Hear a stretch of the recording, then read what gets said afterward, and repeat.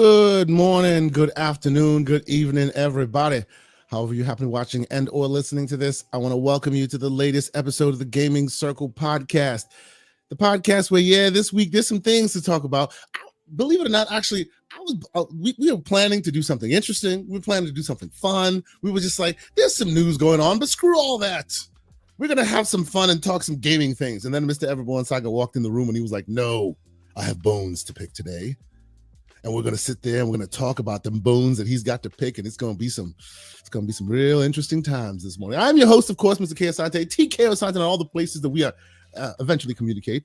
And of course, I am joined this week and always, luckily, by my brother from another mother, Mr. Everborn Saga. Sir, tell us about the bones you have to pick this morning. You are on mute, sir.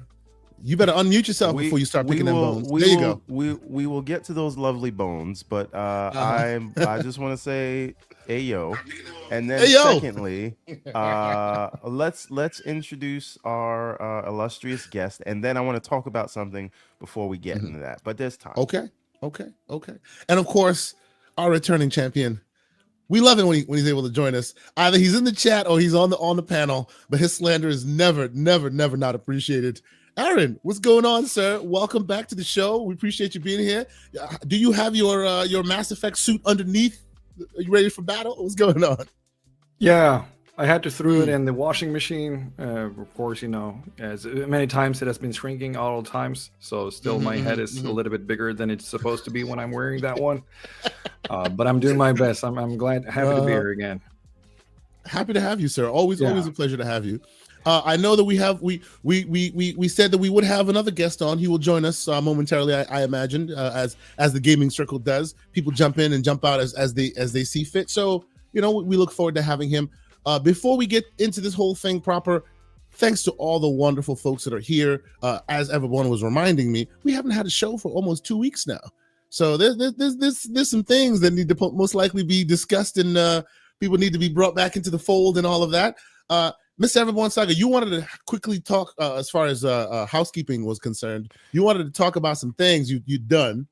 Why don't you tell the fine people? But before I do, speak of the devil. And ladies and gentlemen, because this battle will not be complete without the combatants. The one and only Game Logic. Good morning, sir. Oh, damn. He's all shaven, ready to go. Damn, I'm in trouble. This is beautiful. See, I'm in trouble now. Aaron, you missed it offline. Aaron was ready to take the victory by default. Yeah. And he was. You missed it. It was so much logic slander. There's definitely an argument that this debate should have a default victor, but we'll still go through the exercise. I will give grace. Oh, wow. So I would say, if you don't mind, then Game Logic, why wouldn't you just?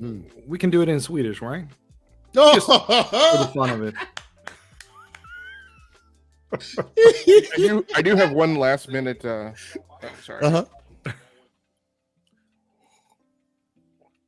Yeah. Sorry, I did have one last minute rule addition that I wanted to request. Okay. So I heavily suspect that because the GCP audience is the vaunted prestige organization that it is, I suspect that lots of people will be fact checking as well. I think they should. I would ask that there be some arbiter of fact checking that ensures that the fact checking comes from reputable sources. Like, I don't think fact checking and debunking should be done from www.mcggaming.blog. Right. Wow. Do not hate on the great Daniel McGee, but that's neither here nor there. That's a real person. Yeah, you do that. I wasn't trying to slander a real person. I was trying to make a make-up website. But what Logic is really saying is, don't come here with those AI summaries and thinking, "Bam, I got you." What we'll need is, if you find it in DanielMcG.com, click through to the source where Daniel McG got it from, and make sure that is someplace that is reputable. Yes, we will try to underline, some of these rules when we go into the debate as well. Yeah, we'll get into it. Yeah. Well, by the way, we should tell people Do they even know what we're debating? This is what I was going into. This is what I was going to. Thank you. But you can do that in a second. Let me do this housekeeping. Listen, people, we did something that guys have been asking for a long time. Now, we always send you to the Everborn Saga website, and we try to shame you into buying some of my comics. But today, we've added a new section to the everbornsaga.com website, and it is the Gaming Circle podcast section. So if you go to everbornsaga.com right now and click on the Gaming Circle podcast section, it will link you to either the blog or the YouTube channel, which you are now, or we've added a new merch section in the Everborn Saga store. And so you can get your hands on things like the brand specific GCP hats. We've got GCP shirts for you pick your platform. We should probably do one for Steam, but we've got Xbox, PlayStation, and Switch shirts, all made by Adidas. And we've got our own GCP meme shirts like CEG, the illustrious console experience gamer shirt. If you subscribe to that style of life. We've also got the Charge Them More shirt. And where is that? If you're a member Charge Them More shirt. Oh, there he is. There he is. Charge Them More right there. There you go. Right. And if you're a member of the Discord, you will be very familiar with FAMAS. And that's just one of those if you know things. Now you too can join the FAMAS movement. So more memes we create here in our normal fun banter and discourse, we'll make more shirts here, and all meme shirts are made by Champion. All GCP official shirts are going to be done by Adidas, so very high quality stuff, very demure if you watch TikTok. So check it out. Just go to everbornsaga.com and then click on the GCP section. He's got the face for FAMAS. You see this? He's got the face. I'm just saying. He for those who know, that guy looks like John when exclusives still mattered. Okay, but anyway. Man. Okay. All right. Yeah, Aaron's like, no, I'm not about this life right now. No, we're not doing. I think this. I got a call actually, but he's like, I think I may have to get off the show. Right oh no! So yes, I'm all ready to invest it. Yeah. Public, thank you. This has been a long time coming. We've been wanting to do this for some time now. Not enough time in the day, ladies and gentlemen. So Everborn Saga said, you know what? Screw it. I'm doing it myself. And he has done it. Thank you, sir. We appreciate you. I did it while I was on the road to Miami, going to Florida SuperCon. When his car was driving itself, he was busy. Busy doing. The car bothers you when you don't look at the road. When you don't focus on it. It's so annoying, forcing you to watch the road while it drives for you. What are you gonna do? Yes. Pinky problems, right? Pinky problems. Yes. Anyway, so needless to say, thank you, Everborn Saga, for taking the step and getting that done. Those of you who happen to, you choose to go to the Everborn Saga website and you use that 10% to save you some dough, and you buy that. It's 15%. It's 15%. Get it right. If you use code GCP at checkout, it will be 15% off of anything in the store, including the comics that more of you need to buy. Absolutely. So when you happen to acquire said comics and or acquire apparel or both, why don't you get on them socials and let us know, and we'll give you the shout out that you absolutely deserve for doing some amazing stuff. We appreciate y'all. So, all right, what are we gonna do today? Today is a very interesting day. Initially we were like, the news gods aren't being kind. And as y'all know, and another cheap plug, join the Discord, because there's a lot of great conversations that come from the Discord, including our great members that have joined us today, hanging out in the Discord, having really, really awesome conversations. And with that came about, let's have this conversation because there's this debate of what year was the most influential. And it ultimately culminated in 2007 versus 2017. And our combatants are here ready to advocate for their side, if you will. And you will ultimately, the crowd, be the adjudicators. Okay, I'll be right back. Who wins. Continue doing your thing. Absolutely. You will be the adjudicator of who exactly wins this back and forth. But before we get to that, I wanted to, we haven't been here in a while. It's been we've been a while for a week. Wanted to talk maybe about some games we've been playing, this, that, and the third. And then, of course, Mr. Everborn Saga heard some news, and the news guys in the last minute decided to throw some audibles. So, oh boy, there's a little bit of conversation to be had there as well. But you know what? Let us start this thing as we normally do. And I'll start with you, Aaron. You are, it's been a minute since you've been on this show. What games have you been playing this week? I finished up Ghost of Tsushima. Speak to me about Ghost of Tsushima, sir. Let's talk about that for a minute. So this is a little game about, it's a revenge story. It is set in Japan. I'm just playing around. But of course, I'm very late to the party. And I believe what happened was that my co-reviewer, one of my friends, was reviewing that game when it came out. I was playing it to be able to, get some good baseline understanding of it, to talk about it and so forth. And I never got around to finish it because other assignments came into play. So, yeah, I think I sometimes every year I just look at my backlog and like, I need to finish this one. So this one was on the top of that one. So I finished it up and I played through Iki Island as well. And I remember being very mad in 2020 because it was impossible for me to even imagine that something could grab the best art direction of the year from Ori and the Will of the Wisps. I thought that something is going on in the world where people are just being plain stupid. Regarding that, I actually would retract that because I can totally see how this game moved so many with its visual presentation that it's deservedly so getting that like those flowers back then. So shout out to that art team. I remember one of the interviews I listened to way back when with that art team as well. It's just something else, and they saw something in their vision when they came to the presentation and they went full blown steam ahead. And they did exactly that. And I have this nitpick around what I would like to have from a Kurosawa mode, of course, which is I want it to be like the movies. I want it to be with a 24 frames recording. I want it without all the effects, the slow motion, the parries, all those things.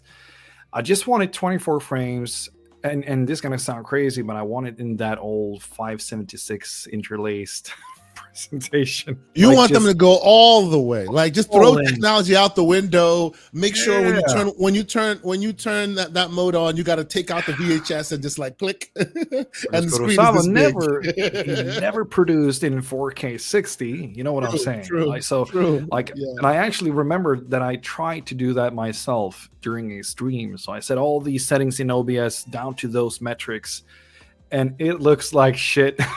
It was just a dirty dud on screen. And I was trying my best to kind of like imagine how it would look. But it's a small thing. The story is as old as anything else when it comes to honor and revenge.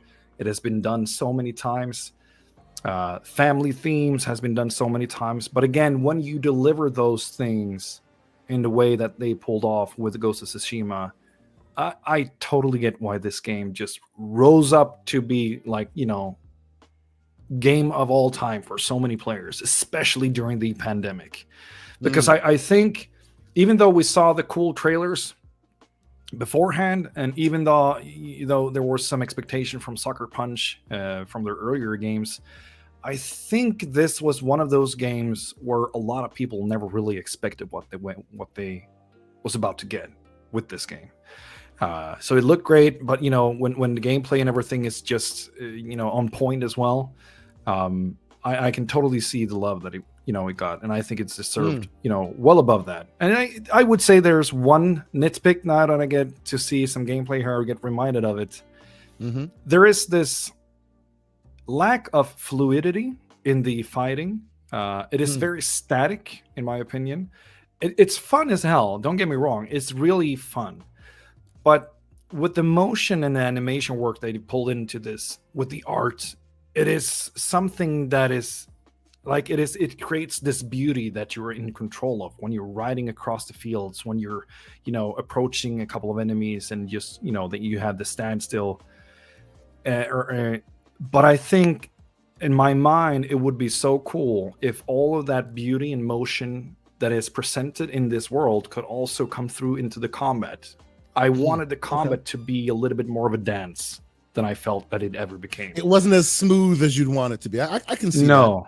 Yeah. I can see that. Yeah. It looked but, smooth, but amazing it didn't game. play as smooth. Yes. No. Yes. And I mean, I love to try to go deeper into these combat mechanics and, also turn off the HUD elements and just go wild with it and try different kind of stances and like live myself in the moment. Like, okay, I'm alone on this field with 4 other guys and, stone face, super samurai, just like being there mentally. Let's go. Yes, that's right. Yeah.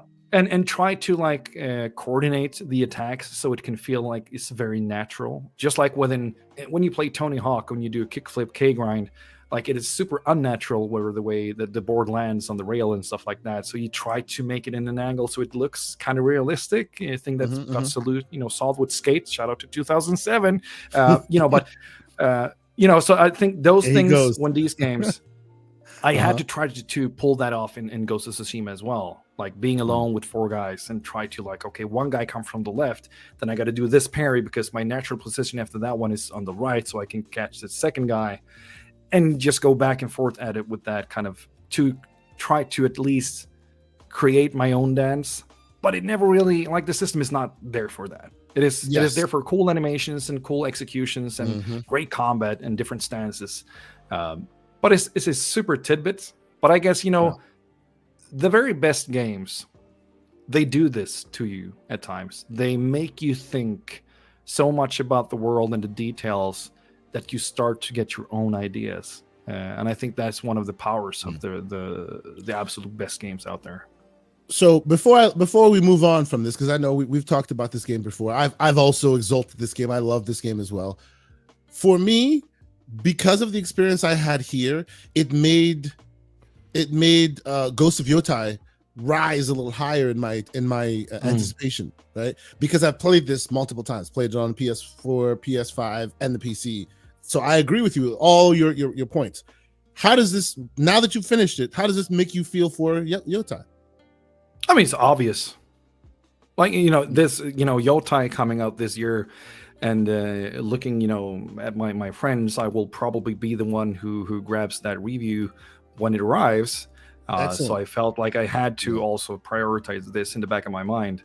But at the end of the day, if it doesn't come down to review, now I'm already as invested in thinking about, okay, this, I want to see this through because, but I'm also, after whatever 60, 70 hours with Shadows, I don't want to get that feudal Japan fatigue because I'm not a super feudal Japan buff, outside of this.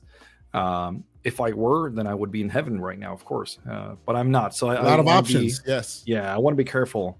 But of course, expecting those reviews to hit, down the line. I'm glad that I finished this one. And holy shit, man, what an ending! Anything that without spoiling anything, family themes and me, I'm ready for it. If you bring family themes into the mix, it just pushed my strings.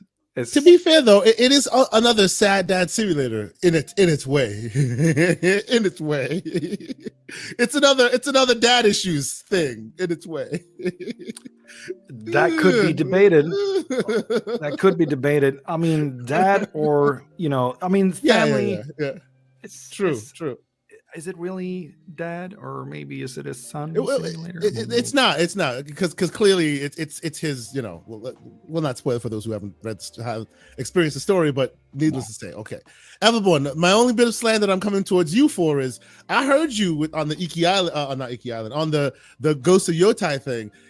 I suggest I may need to buy you a copy of Samurai Champloo, get you educated. Is that what's going down? Because I heard you in your Watanabe mode slander. I heard you, man. Oh yeah, I'm just saying it didn't fit, man. I don't need modern music with you setting. have not watched the brilliance that is Samurai Champloo. You have not. That's you fine. Need to do so. It didn't work for me, sir. It did not work. Which means you have not partaken of the brilliance that is Watanabe. By the way, the gentleman who also made Cowboy Bebop, which is also a similar style of that kind of modern music but Cowboy Bebop takes place in the future, so let's just Call it what it is. Yeah, that's neither here nor there. Anyways, thank you, Aaron. Any other games? I'm sorry, everyone. You had something you wanted to say. Go ahead. No. Let Aaron finish out. I got a rapid fire because I played like 5 games this week that we're not going to take too long on. Yeah, I mean, I'm deep down in Marvel Snap as usual. Like that's my go-to. Okay. It's been that way ever since it first came out that first year. How long have you been playing it? I mean, when did it release? 4 years ago? Yeah. I was hard on that game for like 6 months, and then I had to get the monkey off my back because it was going to take all my money. You're still playing it. I'm still playing it, and I don't know how many hours that has been stealing from my life, but it is the best. You have these situations, during your day, at least in my life, where bed before bed, a couple of games, need a few minutes here and there. The obligatory bathroom break, 3 p.m. in the afternoon after the meetings, and then of course in the morning on the subway or the metro, like on the way to work. Like it is this thing that I can't just get away from. Like, I've gone back and forth and bought the battle passes 1 month and 1 month not, and so forth. This month's battle pass with the Fantastic Four, it is so each month, for those of you who don't know, they have a battle pass for around, I think it's maybe 10, 11, 12 bucks, a month. It's a wildly predatory system. It is crazy. Oh, yes, it is. Yes, it is. But still, though, I mean, they have with each battle pass, you unlock that month's new character, and of course, with whatever 7,000 or 8,000 different Marvel characters in their rooster, they can go on for years, as they probably will. So this month it was Mr. Fantastic, A New Beginning. That is a new one, and it's kind of crazy because there's a lot of new skill sets and powers to these cards that have been launching this year. I'm curious if it has to do about the fact that Second Dinner, the developer, also has been fighting off their earlier publisher, and they're doing their own thing right now. I'm not super well versed in this, but I think they're standing on their own right now. So they launched a new store. They did a lot of things. So they had a lot of moving parts in 2025. And it feels like something is coming up from that, which is a lot of new crazy powers. And the problem with this, I mean, the good thing is that it's fun as hell when you try to you get some more variation into the actual builds and the cards and decks. But the bad thing is, of course, that now it's even more important to stay within the meta. So you either have to be playing like a crazy person, which I am, all day, every day. Yep. Yeah, or absolutely, at least pay for the battle pass, because you want those meta cards. Like there's an upcoming meta card which is Invincible. What's she called? The Invincible Woman. Is it the Invincible Woman? I guess it is. Invincible Woman. Yeah. A New Beginning from Fantastic Four, and her powers and the setup they have for the end of turn powers for these cards. I mean, I'm not going to go into the details, but it's the meta right now is super hard to break through unless you just find that sweet spot during the week where everybody's trying out the new card and those kind of 4 or 5 different decks with that new card.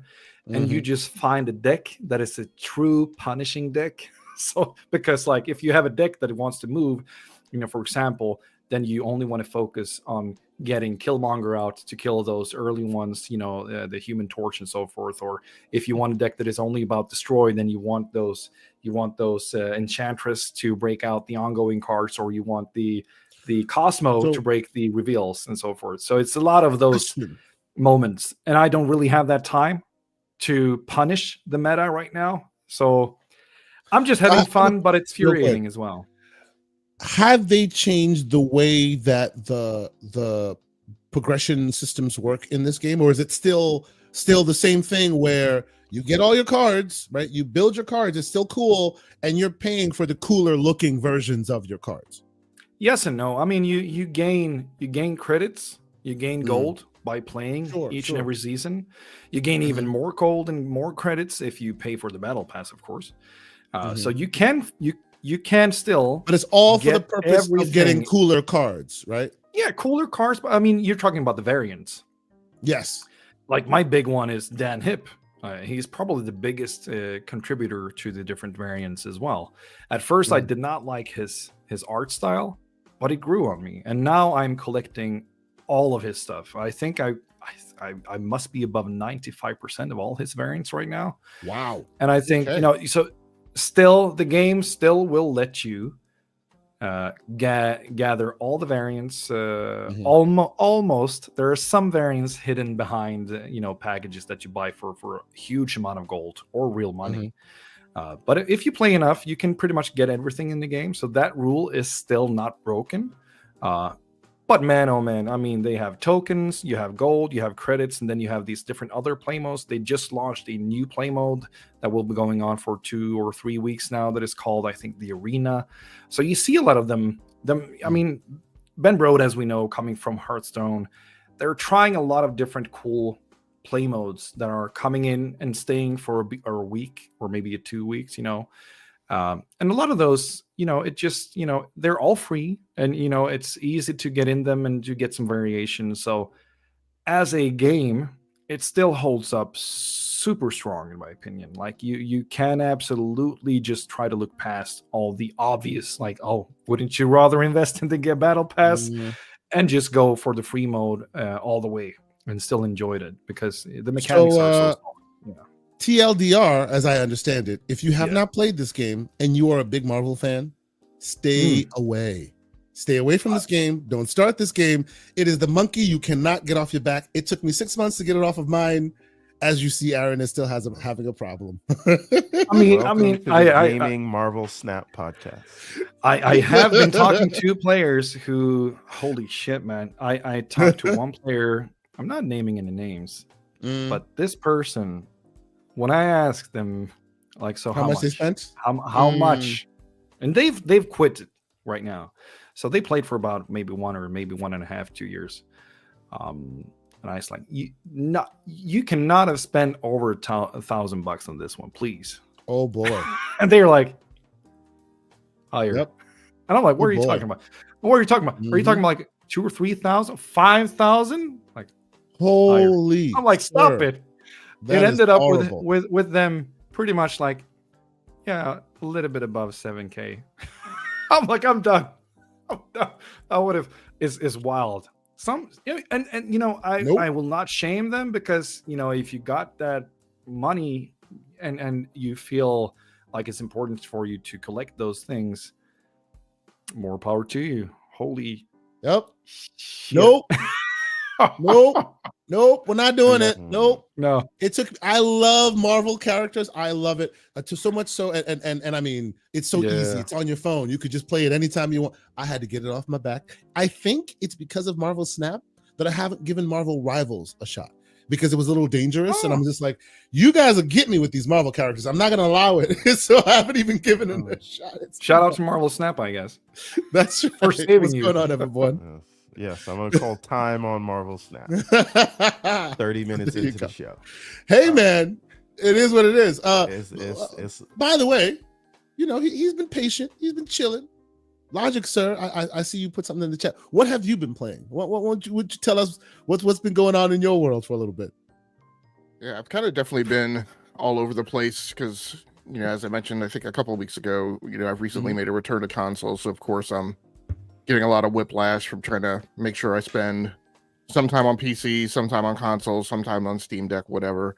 The link that I put in the chat is because one of the things that I've been recently going back and doing some backlog plays of has been Prince of Persia: The Lost Crown. So great game, sir. Yeah, the link I sent you had a timestamp on it, but you can okay, yeah, you can jump to like 25 minutes or so or something like that. Sure.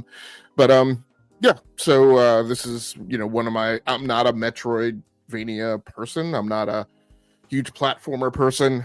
So this game, but I have for many years, arguably decades, been a fan of the Prince of Persia series, and of course I got started back on the OG, which I can't even remember who that was published by like Broderbund or something like that, but the original 2D flat game on may have been a DOS game, may have been a Windows 3.5 game, I'm not sure, but I've been a fan since then. Wasn't as huge a fan of the whole, Sands of Time and the 3Dification of the game, but they were still good games. I still, had fun with them. So this is kind of a return back to the things that we knew before, and it's really great. It's great from, having a diverse protagonist. It's great. This version here, I think, if I remember correctly, I think I'm playing this on the PS5 Pro, right? Yeah, so playing this on PS5 Pro, it has come to that platform, and I think I'm playing this through PlayStation Plus Premium. So it has like additional costumes, like as I'm wearing here, skins and whatnot. But it looks like the first Prince. It looks like the Prince, the modern Prince. Yes, yeah. They've updated them. Interesting. Okay. Yeah, and I think it has like 6 skins in it or something like that. So. But I mean, just everything about this game, if I did a decomposition of like, what makes games fun, what makes games, good/great, this hits on so many drum beats. The combat is fluid. I really love the story. There's, the character development, the character progression, like through the narrative, but also character progression in terms of like skill sets that you can unlock and weapons that you can unlock. And new attack styles that you can unlock. The game's just fun. I talk a lot, this year, I think we've seen a lot of games that, there are games that have kind of made a conscious effort to not get in between the gamer and the fun, to flatten that notion of friction that gets in the way of you getting your entertainment ROI out of a game. And I feel like this is one of those. I played this game originally, on the Nintendo Switch, and so this one's nice that in terms of like the way I'm playing it, because the first time around, like I kind of couldn't be bothered with the map. I was just kind of going through it ad hoc. This time I am like focusing on the map and really kind of planning out where I'm going and really kind of thinking about, hey, I've been in this area, I'm looking for this thing next. I need to check this off the block. So it's an interesting and enjoyable playthrough, and I'm having a good time with it. Very good. Very good. Go ahead, everyone. I know this is one of your favorites. Lost Crown was my game of 2024. 2D platformers and Metroidvanias are like probably my number one genre of games. Some people it's shooters, some people it's fighters. It's these kind of games for me. So, but that being said, this is like cream of the crop. And I love every piece of it, and I think the game did not get what it deserved because of Ubisoft's go-to-market strategy with it. The game, and again, quality level is fantastic, but you can't charge $50 for a game like this just because of what the expectations of consumers are. Now, I'm not saying it's not worth the $50. It was totally worth it for me. And I bought this on multiple platforms, but I like just the way they did it was not on Steam at launch, and then it was outside of the scope in terms of price expectations for the consumer at launch, and they were their own worst enemies. Right. By the time they corrected those things and brought them more in line with consumer expectations, that was it. People had moved on, and to me, it's a shame because I think this game could have like done really well if they would have priced it right and released it on a platform where people would have picked it up. But they didn't, and now we can only talk about it fondly in memory.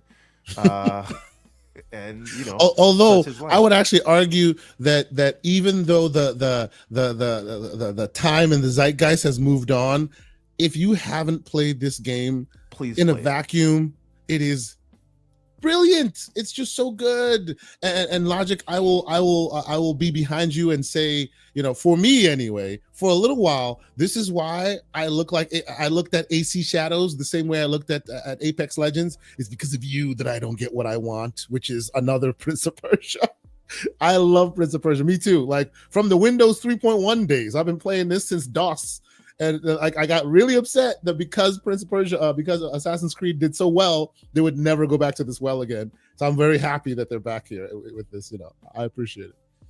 Yeah, I'm not gonna lie. I'm gonna be the odd one out and say that I've never really vibed with the fighting system. I think I need to start this game all over. And I think it comes down to the main fact of me not being able to use the D-pad. Okay. Yeah. Okay. I need to control everything with the joystick, which is, Well, this game requires some super precision in terms of the platforming and fighting with this. So like, which makes it even harder with the joystick, in my opinion. Yeah. That's the point. And again, like some of the things they ask you to do later on, where you have to chain abilities, is like these are sadists that made this game. But it's so good because when you get it, it's like beating that one mini boss in Elden Ring that's been bothering you for a week. When you get through the section, and then obviously it's unlocked, so you don't have to do some of the super harder things again. You just feel this sense of accomplishment, like you got it. And but this game does a thing where it's like, all right, surely this is the amount of obstacles they want me to go through for this platforming set, and then it's like, nope, you're only halfway. But I did you finished it, right? Yes, absolutely. How long hours? I can go check. Because I remember it's a long game, right? It's a long game. It's like a 30-hour game. Long game. Yeah. It's even not more Hollow Knight, but it's longer than the Ori ones. Yeah. It's definitely longer than Ori. Yeah. But at some point, if you haven't played it, pick this game up. You will not be disappointed. And another fun fact: if you sign in to your Ubisoft account, free one, you can pick it up on any platform. If you have it on Switch and you double dipped and you got it on Steam, you can go back and forth from Xbox to Steam to PlayStation to Switch, however you want to do it. So you won't lose your progress if you go to another game. It's the only thing, though, since you mentioned that, the only thing you must remember is it's not automatic. There's a section you have to go to download the save, and there's a section you have to go to upload the save. Otherwise, it won't carry over. You have to remember to do that. But once you do, it does absolutely carry over. So excellent game. I agree. More people should play it. Right. Before we move on, and there's another game because I didn't even talk about the 5 games that I thought that we was playing. Well, no. Logic still has another one, sir. I'm sorry, Logic. Go ahead. I dropped a link in there. As he has, and we will play that right now. What is the other game you are playing, sir? A game that is great, and I myself love absolutely. Go ahead and tell us more about it. Yeah, so you mentioned a little bit about like games that may have gotten short shrift in the past, and one of the things that I contemplated while I was doing this as a backlog play, because so 2019, so definitely 2019 to this year, I've been very hardcore, games as a service, multiplayer PvP type stuff. Less story oriented narrative, beginning to end type of narrative games, or even just single player type games in general. And so I didn't spend a ton of time playing the campaign of Halo Infinite because I was too busy to be about that multiplayer. So I wondered aloud while I was live streaming, not live streaming, that's what I do, going through this Let's Play of, I wonder if like history is going to kind of show that we may have given Halo Infinite short shrift. I've really enjoyed going back and playing this. I had forgotten that for some reason in my head I thought you didn't get the grappling hook like right off the bat, that you got it later, but he's got it right off the bat.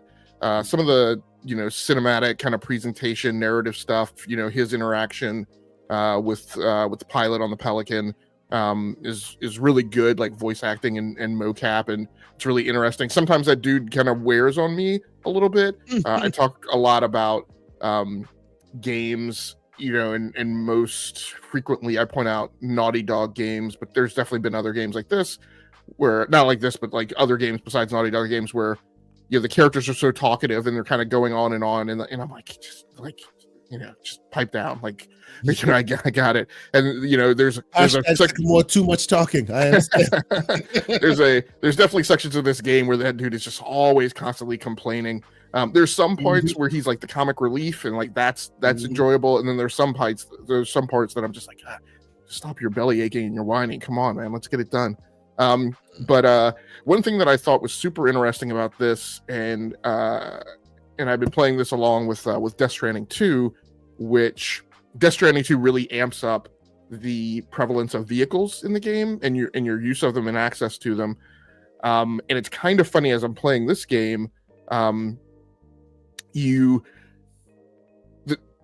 parts of Theta Halo that are traversable by vehicle, or like, you could see them in this view of the map, are like the little roads, right? Those are the things that like they are most useful for. But the roads aren't laid down in any kind of sensible pattern.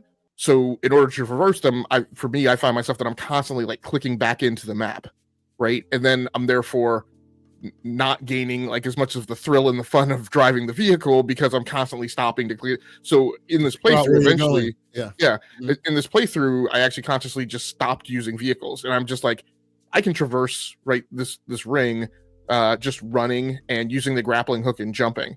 So I'm driving the mongoose here, and like shortly after this, I just be like, I'll just leave the vehicle. Like I've driven a mongoose before, I've driven a warthog before. Like I'm not getting a bunch of dopamine hits from doing that. So I'm just gonna traverse the planet, right, and go adventure to adventure. That grapple shot, man, that works though. You're absolutely right. You can traverse the whole world that way. It's freaking awesome.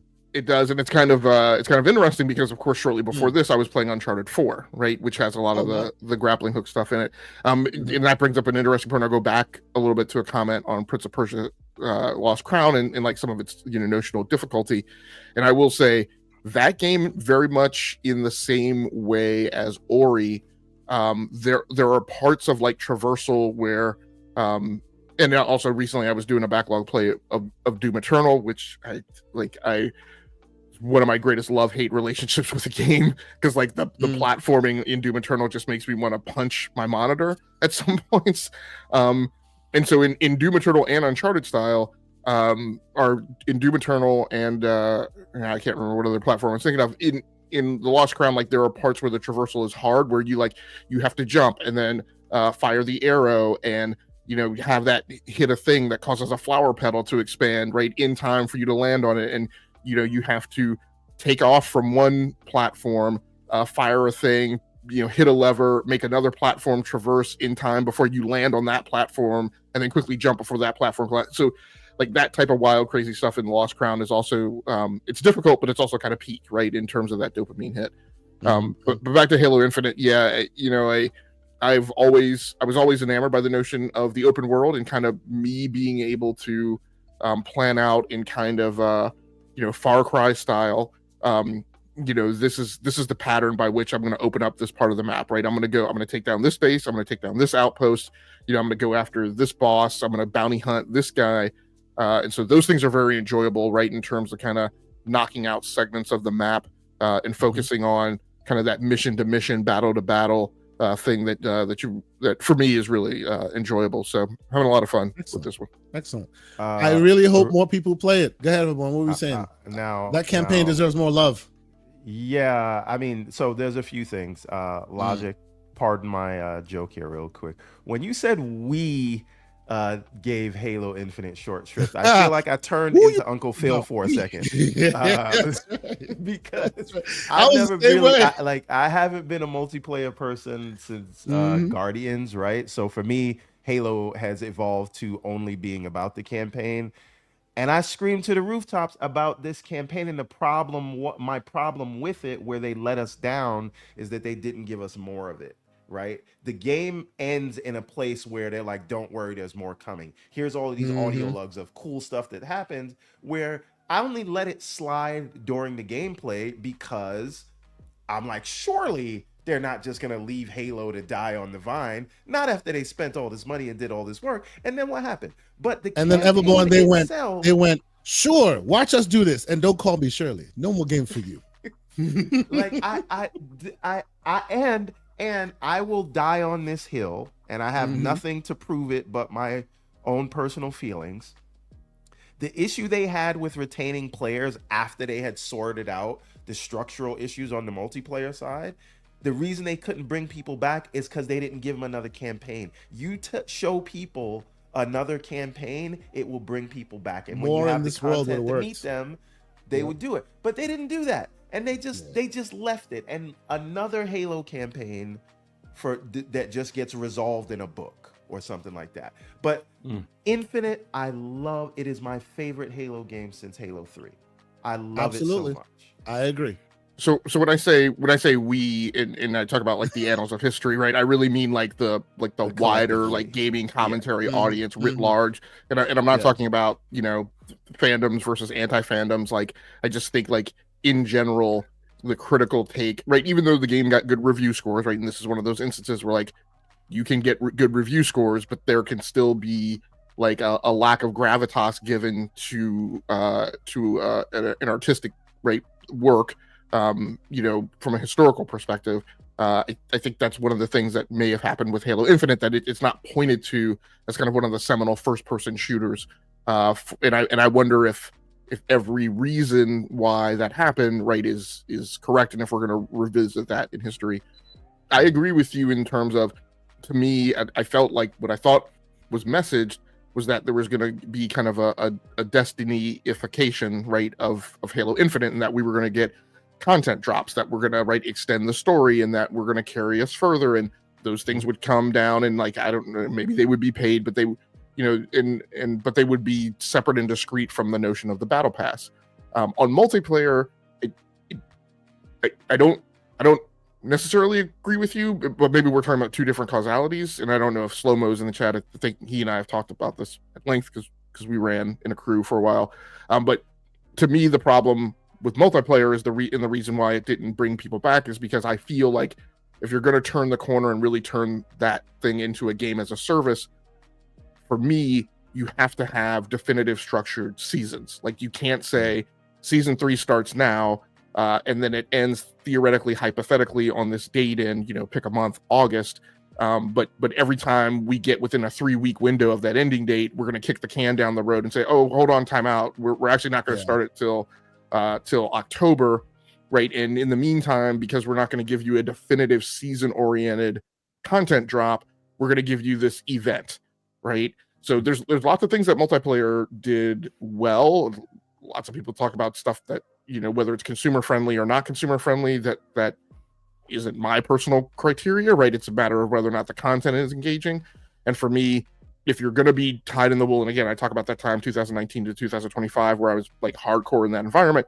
To me, if you're going to be tightly coupled into that and really engaged, there has to be a definitive beginning and end, you know, to a content window, because that's what you orient, particularly if you're the type of gamer who is, if you're in live streaming or coming from live streaming and you're on what we call that grind, right? And you're like, you know, Call of Duty this week, Destiny 2 this week, Halo Infinite this week, you know, Battlefield the next week, right? And you're on that rotation.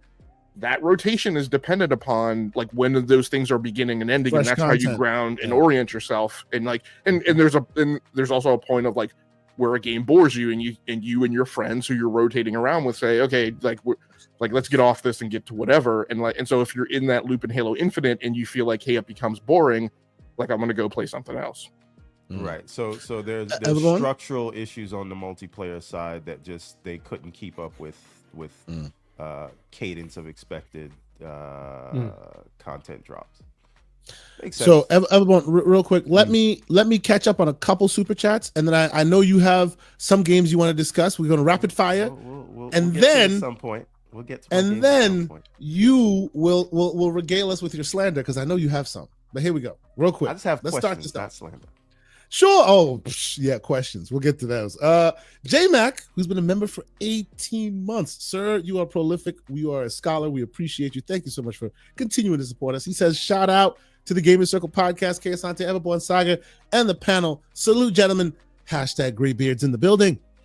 Thank you so much for continuing to be here, sir. Thank you. Always being here, man, since day one. Since day one. That brother is great, man. He is great. And the great Soil Tech with a $2 super chat. He says, please remember to like and subscribe and share out. He is also a great member of our community. Okay, he's our moderator. Go ahead. I would like to bring some shameful information that I found out today. Do you know that this channel has not hit 3,000 subs yet? After all the work we put in, after all we're so close to. We just hit 2,800. If you are listening to this and you are not subscribed, please do us the honor. Do not shame us or yourselves. Subscribe. Everyone also put shame on the fact that you guys have like 100 viewers and like 3 likes. Wait, what is that? Come on. Heresy. People. Heresy. Come on, people. Help us out. We appreciate it. The great Hargy. If anybody needs a guide to create more Google accounts than one to be able to do maybe 5 subs instead of just 1 per person, that is also we don't. Well, hold on now, because we don't want to. I'm not going to say anything. I'll charge more. I'm not going to say anything. Does that work? Don't do it, Everborn. Well, do not do it. I'm gonna. Don't do it. I'm gonna move shut on. up. We're moving on. Hargy Chani, $2 super chat. He says, 2007 versus 2017. Where's 1998? Now, in the 20th century, where we left it. Ooh. I think that is a new challenger wanting to join our debate, sir.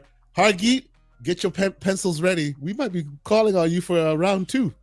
I'm just saying. All right. Very well. Okay.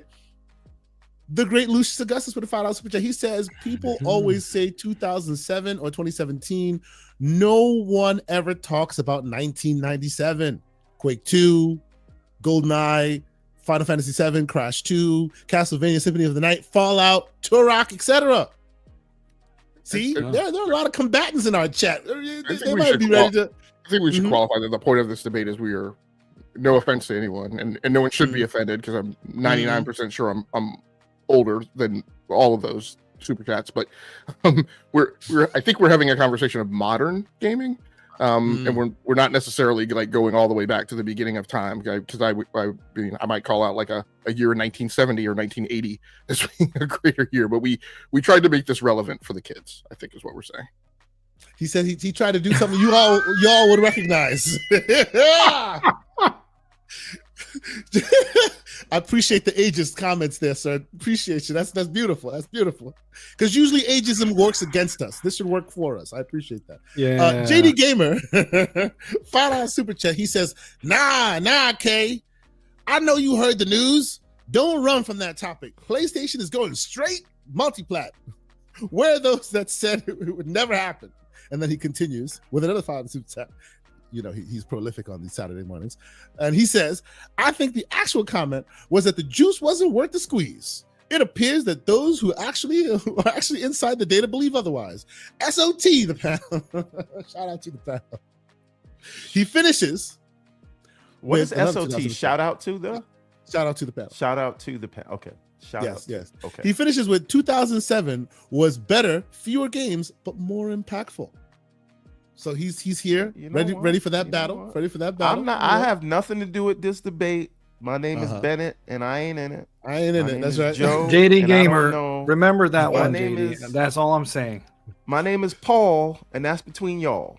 But what if 2025 is just the greatest year? Because look at all these options, and we don't even have enough time to play all these games that are here. Sith Lord, who's been a member for 15 months, says PlayStation is coming to all platforms, is good for all gamers. I don't disagree. Thank you so much. And I know that may be a dirty word around in some circles, but I don't disagree with you, sir. Sith Lord, good job. The Xbox expansion path, the great Luke Law, he says much love. He's been a member for 10 months. Sir, you are prolific. You are brilliant. I love you. Thank you so much for being here as usual. The great BT Maverick 707 gifted 5 memberships. Always great to have you in our chats and in our Discord as well. Thank you so much. We appreciate you. And then Hollywood Rules finishes us up with $2 super chat. Good morning, Graybeards. Get him, Saga. Now, we appreciate you. You had to, encourage him like that. It is what it is. And then he finishes off with a $2 super chat. He says Fantastic Four was amazing. Kirby on screen. I have not seen it. I did watch Thunderbolts last night, and I gotta say, was it good? It was fine, but it wasn't as good as you made it out to be, sir. But we can talk about that. We can talk about that maybe in the Discord or something. I guess it's the lowest of hanging fruit. The lowest of hanging fruit. So I guess it was a low bar to climb. Okay, sure. I'm not the only one saying it's good. It was better than Captain America 4, but sir. All right. $2 super chat. Hollywood rules. He says, when we all play, we win. Now, are you being facetious with that? Because I know that's been a noose that's been thrown around a little by little. But okay. I agree with Infinite Umbra's score, 7 out of 10, which is, again, not a bad score. Yeah. But more often than not, back in the day, it was a 5 or a 4. That was their average. Recent Marvel fare, I think. It was better than the most recent stuff. All right, really quickly, because we got some games and we do want to move on to some stuff. So I have not, because we were away traveling to the convention, blah blah blah. You guys know that already. Have not had a time to play a lot of games. So there's so many games that I had bought, because I am a drunken sailor when it comes to Steam. Right, I just buy games and then they end up in the backlog because you showed me a good trailer. This is why when we were having a discussion about Metacritic the other day, I'm like, I don't care. You show me 5 minutes of unedited gameplay and a good trailer, I'm buying the game, and reviews be damned. But anyway, so I had a few games that I wanted to try out. Obviously, Donkey Kong Bonanza was one of them, which I started last night. We'll get to that last. But first, we will start with one that I was highly anticipating, and that is Shadow Labyrinth. That is the new take on Pac-Man. It's from Bandai Namco. Oh yeah. Secret Level did an episode on it. And you already know, like, Metroidvanias are catnip for me. I didn't like it. How'd they do? You didn't like it. It is a profoundly, I don't know if it's the art style. I don't know what it is. I just find the textures ugly. Yeah. And the animation style, and Aaron, I don't know if you're familiar with this. I saw the press. It's a little cartoony looking. The animation style, they use spine, or a tool-like spine, which basically is, you have your different body parts, and then you set up bones, and then you move the bones to keyframes, and then it will do the work in between. So you're not talking about hand-drawn frame by frame art. You're just it's a skeleton animation system. Yes, exactly.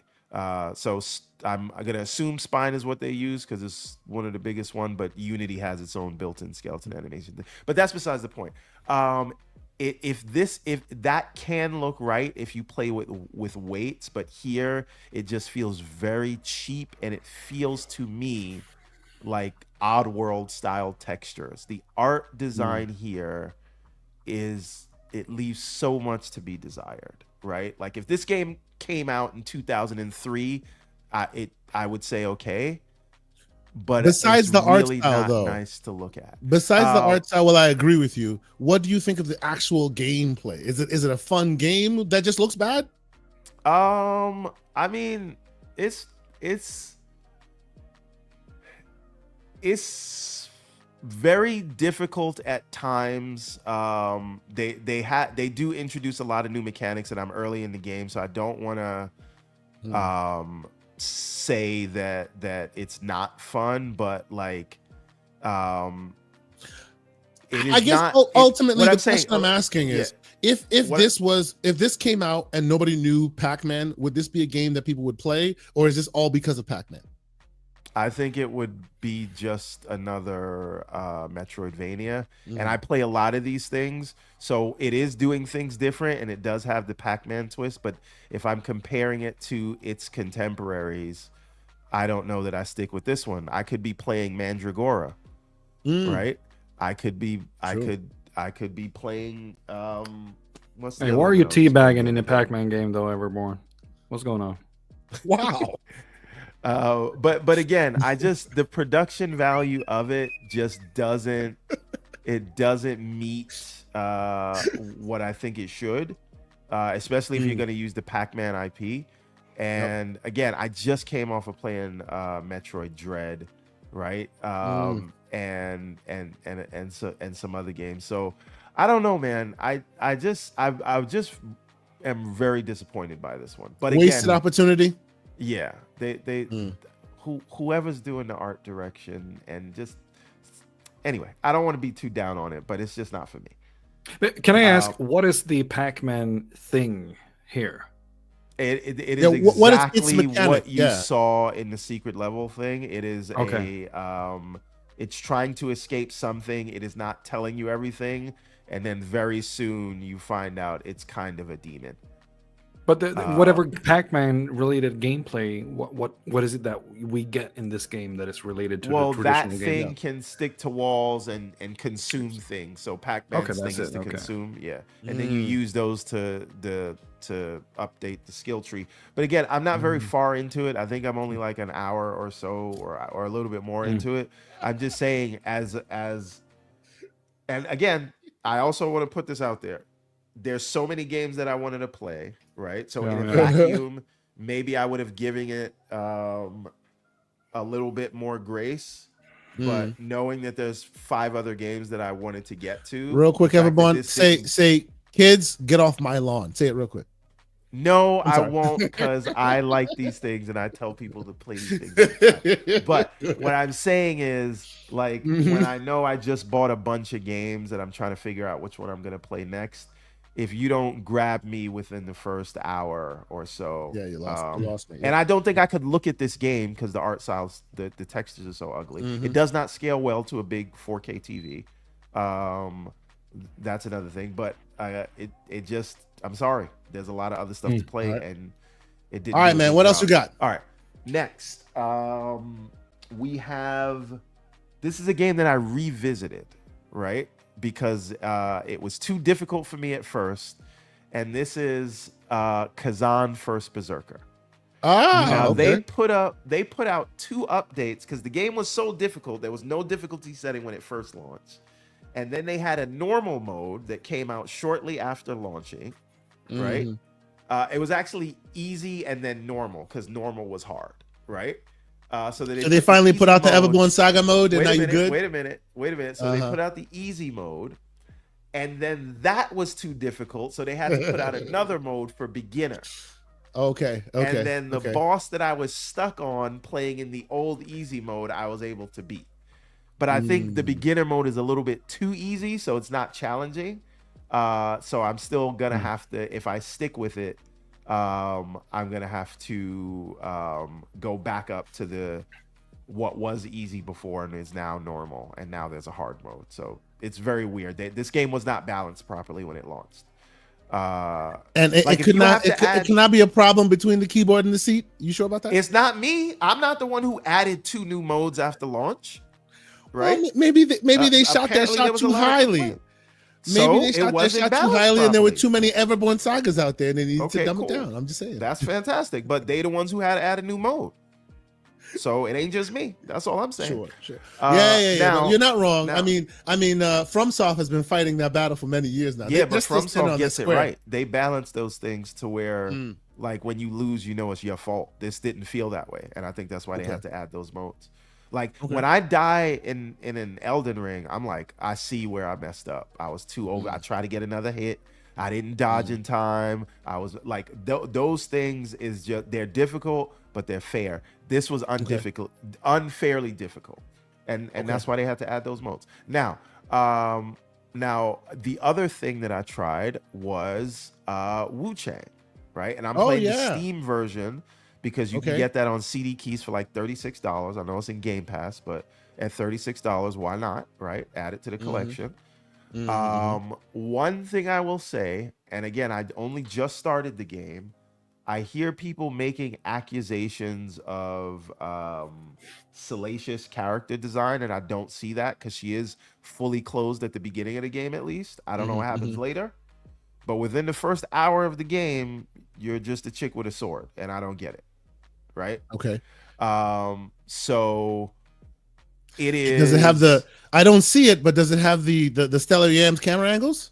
Not, you can't even jump in this game, so Okay, I don't know. okay. It's a You know what I'm talking about, right? The I know angles what is a you're little bit lower than it should be, and you're just like, I feel weird playing this. We can also talk about my Stellar Blade playthrough so far. Yeah, which you I'm a played few them hours yams in. too. Yes, that's right. That's right. And we'll come to that in a second. But this game, I had to put this game down because my God, on a 4090, this thing can randomly turn into a flip book. Wow. Also, it's badly optimized. Horribly. And I'm not even gonna blame this on UE5 because not even Wukong did this. Like, it is just, they got some work to do, man.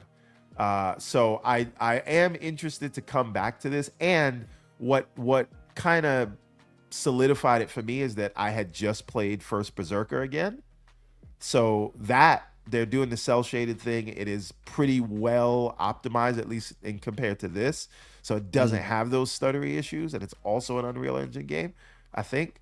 So it's very easy to see that, and also playing Stellar Blade, like, there's just no excuse for the way this game stutters. So real quick, Everborn, Roshan Eppinger has an interesting retort to what I said there, and I have a feeling this is a put a pin in it for a Discord discussion. But I want to address it real quick, which he says the Stellar Blade angles. You mean the Ninja Gaiden angles, right? I would advocate, even though the angles are similar, I would advocate that in Ninja Gaiden and in Stellar Blade, those angles were placed for different reasons. If you know what I'm saying. I don't know if I'm gonna agree with you, because Ninja Gaiden is very salacious with those female character designs. And no, absolutely. about that. No, but I guess because you don't play as them, right? So that yes, you do. Cameras don't. Yes, you do play as them. Did you play the new one? Well, the Black 2 that came out. Well, not Black 2. Yes, there's a lot of, but you start mainly as that main but if you only played the first opening levels, like every 3 levels, you're playing as one of those females. There's 3 different females, that is true. And they're naked, and nobody cares. It's just celebrating people have the problem with it. True. But anyway, the point is, let's continue. He said, and they're naked. This game, I'm gonna need to hear about some patches, and then I will come back to it.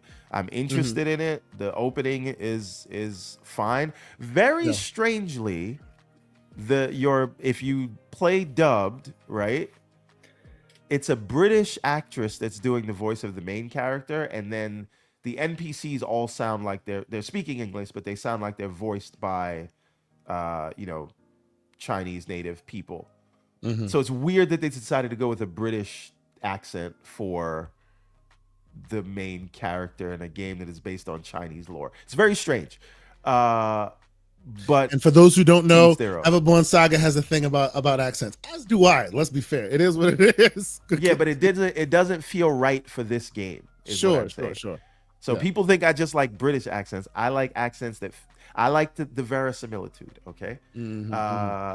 But anyway, so that's this game. I will come back to it later. I can't speak much on it because it was so stuttery that I had to turn it off. And now Dorian is like evil in our chat today. I'm sorry.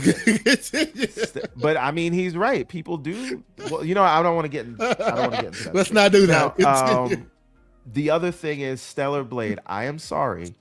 I'm sorry to anyone who loves Stellar Blade. If Stellar Blade, the character design looked like Kate, I don't think anybody would be paying attention to this game. So you don't like the combat? Serviceable. No, I like it, but I don't love it to the point that it is just like standoutish.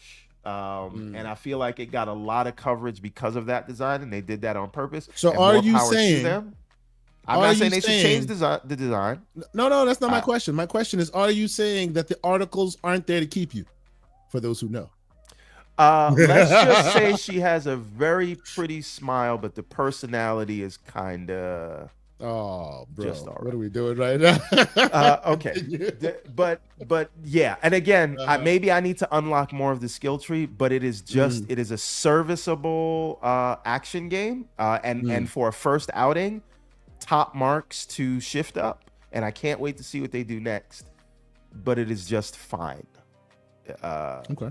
To say that. Okay. And Aaron, you've played more of the games than me, so you can tell me if it like past the 7 or 8 hour mark that it kind of expands more. But where I am now, like the character design is the most interesting thing about the game. Yeah, if you think that the character design is the most interesting thing, then I would say drop it, because that's the least interesting thing in my opinion. I think the gameplay loop, the combat, the exploration, the story, and the music. Oh man, The music is the best thing about the game. Like there is so many good things I about this love the game music from in a the game. first get-go, kind of from Shift Up. So I would say, yeah, but each to their own. If the characters is what keeping you, then let them keep you as long as they can, I guess. I would just say the things that is going on when the game opens up and it becomes more of you entering a sort of a hub world where you can go out in different areas and explore more and get that kind of vibe that you got from, I'm not sure if you played through Nier Automata or those games. I have where not. you explore into the but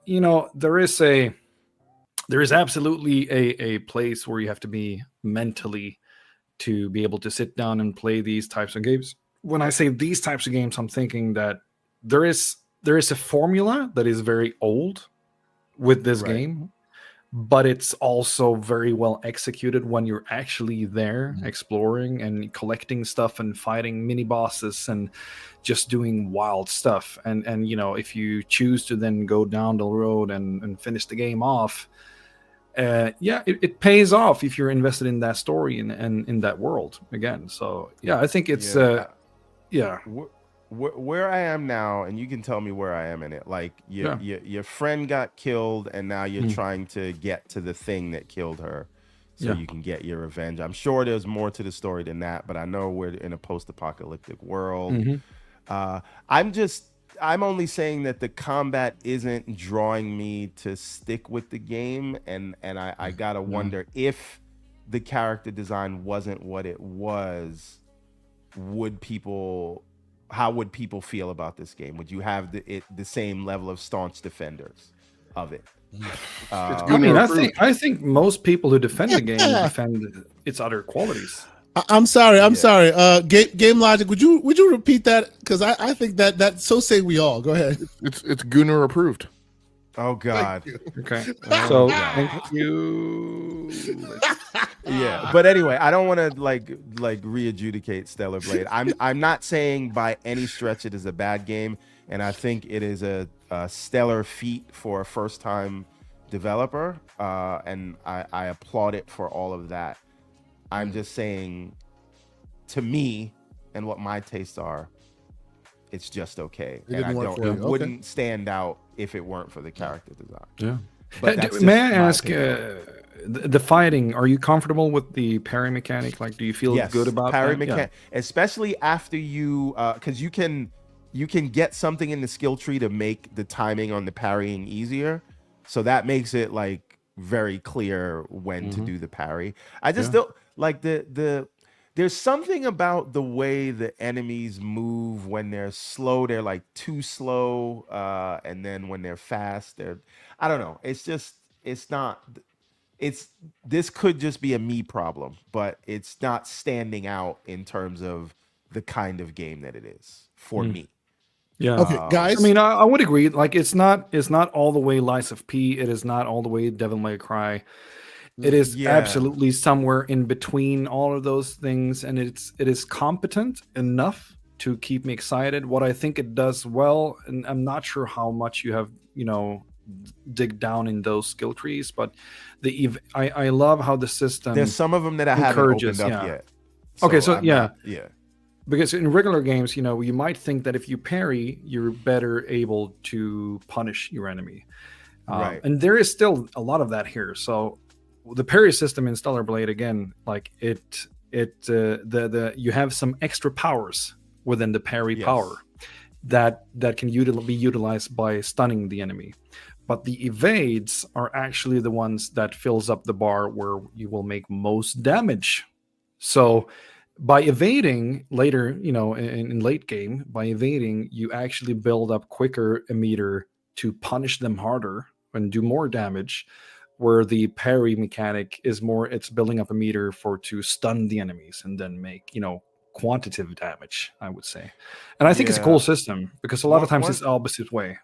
Yeah, one thing I didn't like about the dodge is that you have to do the dodge with a direction depending on the kind of dodge you want to do, but it's not like situational. It's like literally you want to dodge one way, you have to press down and dodge depending on the color of the thing that they're doing. And that is a little bit too much for me to think about in the moment. But again, that's more of a me problem. But again, so that's Stellar Blaze, the other game I'm playing. And then last, and then we can move on to this thing, is Donkey Kong Bonanza, which I put about an hour into. So before we continue that Donkey Kong Bonanza conversation, real quick, will the ninjas come for us? What do you think? No. Well, if you show gameplay, you should be able to show somebody's gameplay. I don't know. Just don't play their music, right? I got a banana in the fridge if you want me to get one. All right. But anyway, it is a beautiful game. Wishful thinking. I did not even think about that. That's on you. But it is Donkey Kong Bonanza. Beautiful game. I'm literally playing it as we speak. Right? Don't do that. The ninja's gonna come for you. Right. You're not allowed to show the Nintendo on the screen. Here. They can relax. Oh yeah, they don't care. They don't care. Continue. But I don't know how I feel about it yet. After an hour, I feel like I can close my eyes and just press the Y button, which to sane people is the X button on every other controller, but whatever. Well, not really. I'm just thinking about Xbox, I guess. But anyway, the point is, press Y, and I can just get through the whole thing so far. I'm interested to see the more elements that they add, but I have not even unlocked it's still a rock on my back. I will push back on you on Rose one or point. What her name is. Just 1 point. I'll push back on you on 1 point, and that is to say that it is not an X as it should be everywhere, because it is still X for me. This is the controller that I use to play it, and I can still have X, as you can see. You just have to go get one. Symmetrical joysticks? Yes, they are, unfortunately. Yes, they are. Yes, symmetrical joysticks. But the button layout is correct, and it works on Switch too. But I'm sorry. I absolutely love the art style, and it is fantastic the way it runs in handheld. And seeing like this sort of graphical bump in the Switch 2 is also great. So everything about it is great. It is just not yet, because I haven't seen some of the variety that it has to offer and the powers that I'll eventually get to unlock. But right now, I won't go too far in the game because I don't want to surprise. No, I don't care. Those aren't spoilers for me. I don't care. That's super weird to me that you think Donkey Kong could be spoiled, right?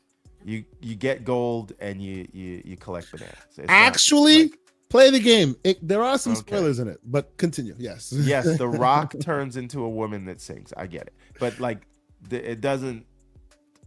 Anyway, whatever. That's my problem. The point is, I don't care what you show me of the game. It won't ruin it for me, because this is about the experience and doing it yourself and figuring things out. All I'm saying is I have not gotten to enough of the game to be hooked yet, and I don't see the people are saying, game of the year. I'm not there yet because I've only just started the game. So talk to me next week. I might change my mind and say this beats out Expedition 33. Spoiler alert, that won't happen. But I am open to that being the case. Give me some more time with it. Everborn Saga. I'll give you 15 minutes. And before I give you that 15 minutes, by the way, ladies and gentlemen, thank you once again for being here. We are heading to the second half of our show, which will bring with it some interesting conversation. Trust us. Please hit the like button if you haven't done so already. Please consider subscribing if you're new here. This is all the hosts thing. But before we get to our debate, which is the 2007 versus 2027, which we really want to have, Mr. Everborn Saga pulled an audible this morning because he has some conversation that he needs to get off his chest. Everborn, the floor is yours. I will be on mute. Go for it. So I've long said that Nintendo, Xbox, and Sony are subject to the same market forces, but because of their positions in the market, they will have to react differently. But react they must, right? I've said this for a long time, and a lot of the time I would get this pushback and say, well, just because Xbox has to do things, don't try to paint that as a picture for everybody else, right? I keep hearing this.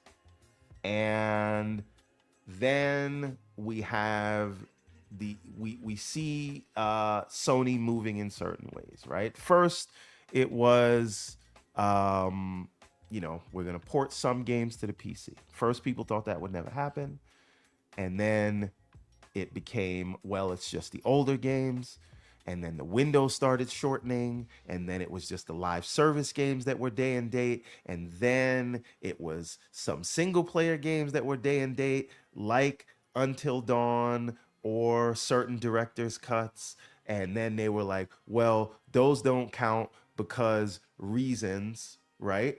And the goalpost kept moving, and then it was, well, they're not going to publish any games on, they're not going to put any games on Xbox. And then I say, wait a minute, they have games on Xbox. And they were like, no, it's not published by them, so that doesn't count, right? And then you get the Helldivers news, and then the Helldivers all of a sudden makes sense because it's a live service game, even though no one ever said that before. But now magically it began to make sense. And then now, and this is just a job posting, right? Seems very official, seems very legit, but PlayStation is looking for a multi-platform account manager.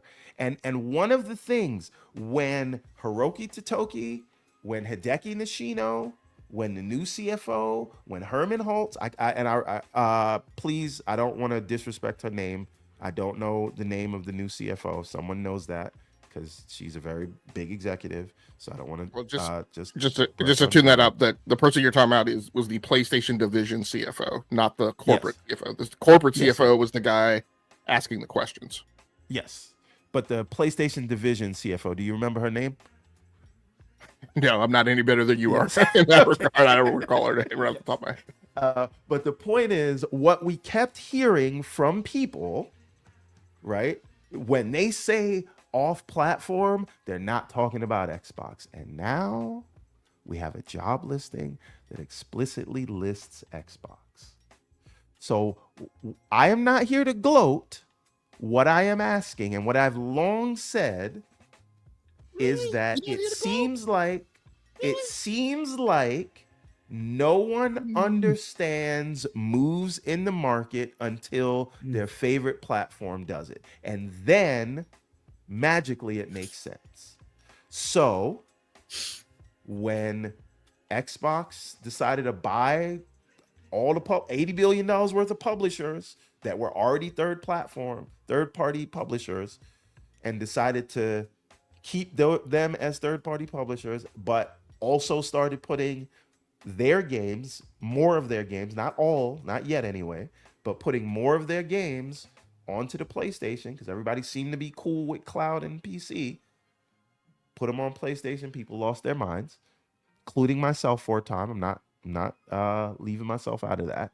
But a lot of people said this is as a result of a failure.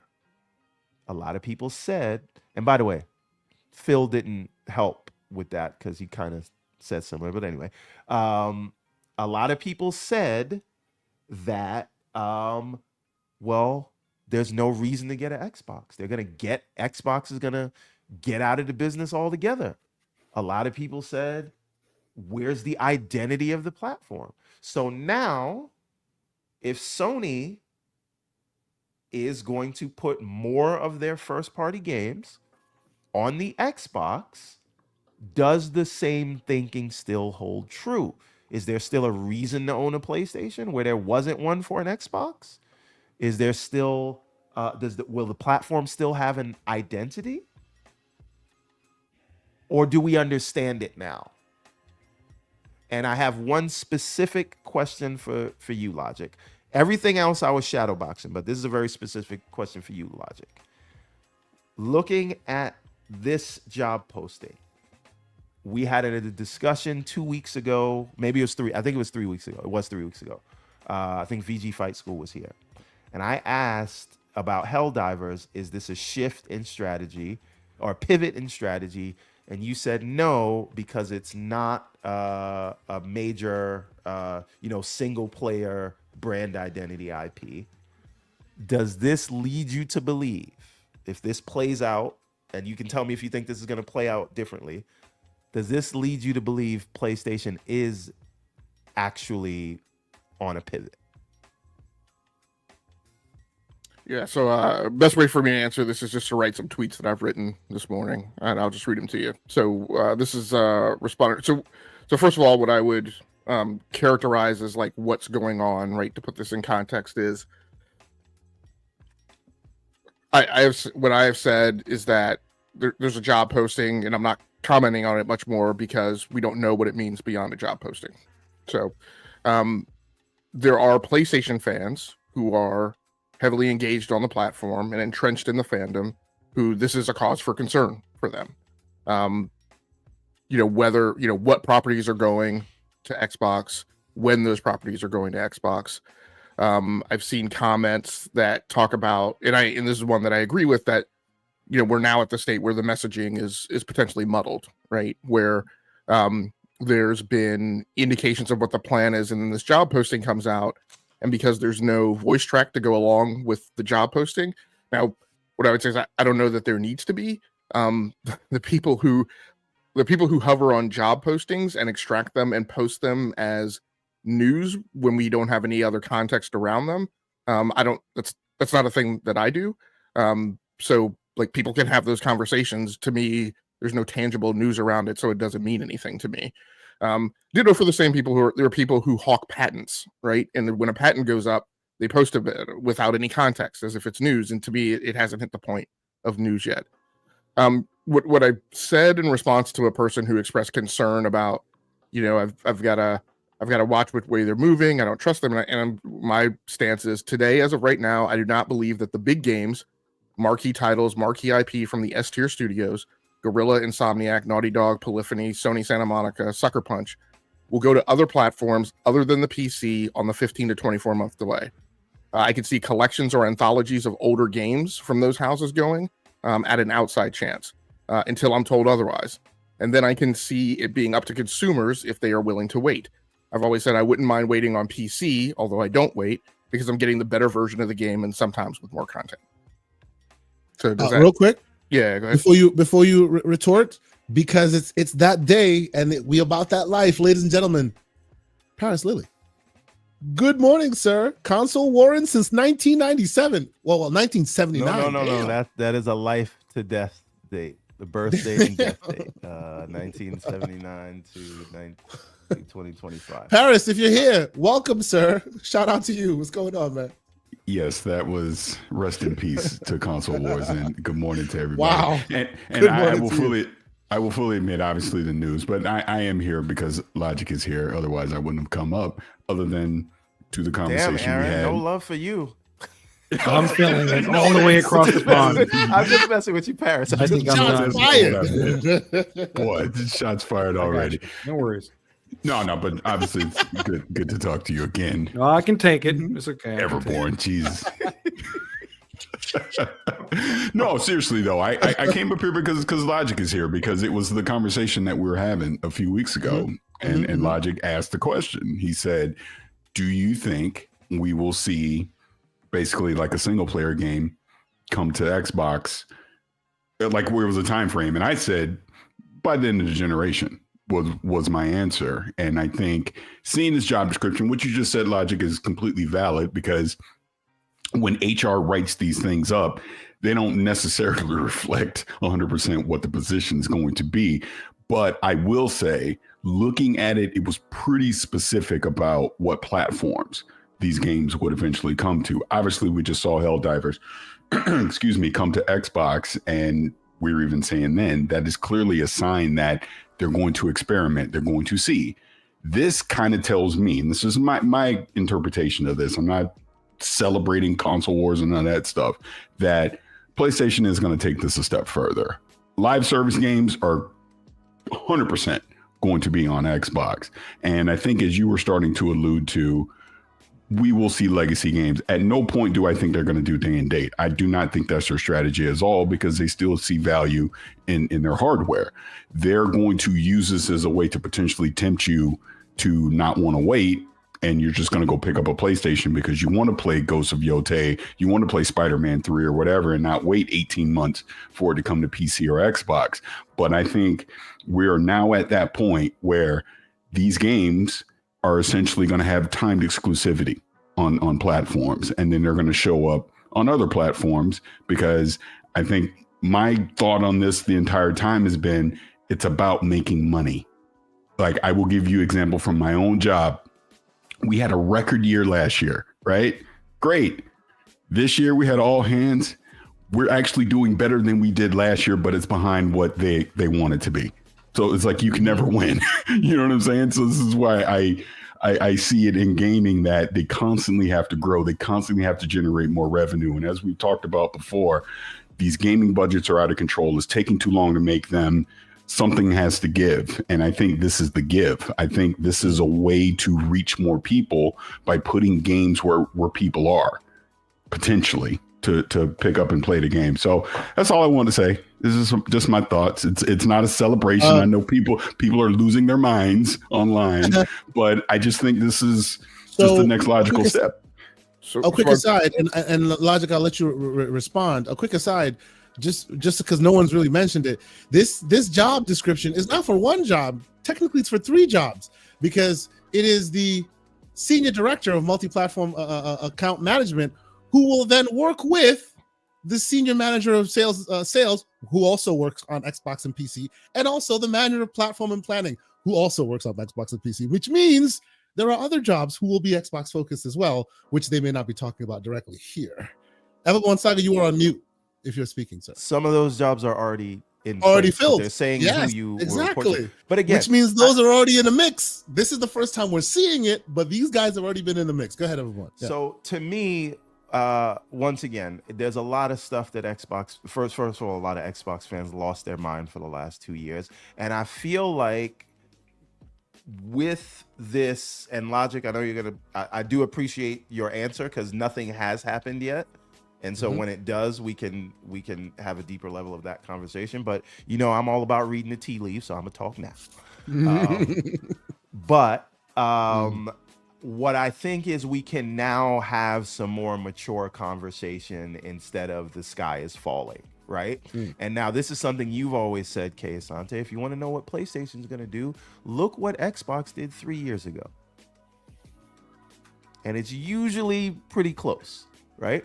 Not exactly, but 3 to 5. There. Yeah. Yes. Right. And the actions are close. They're like 85% usually. Right. Yeah. And Paris, to what you said, if I've learned anything in this generation in terms of predictions, is to not speak in absolutes. Right. So it is sound thinking to say that they won't do in day and date, but I just don't know. I don't know anything, because what I walked into this generation thinking is complete. We're in the upside down right now.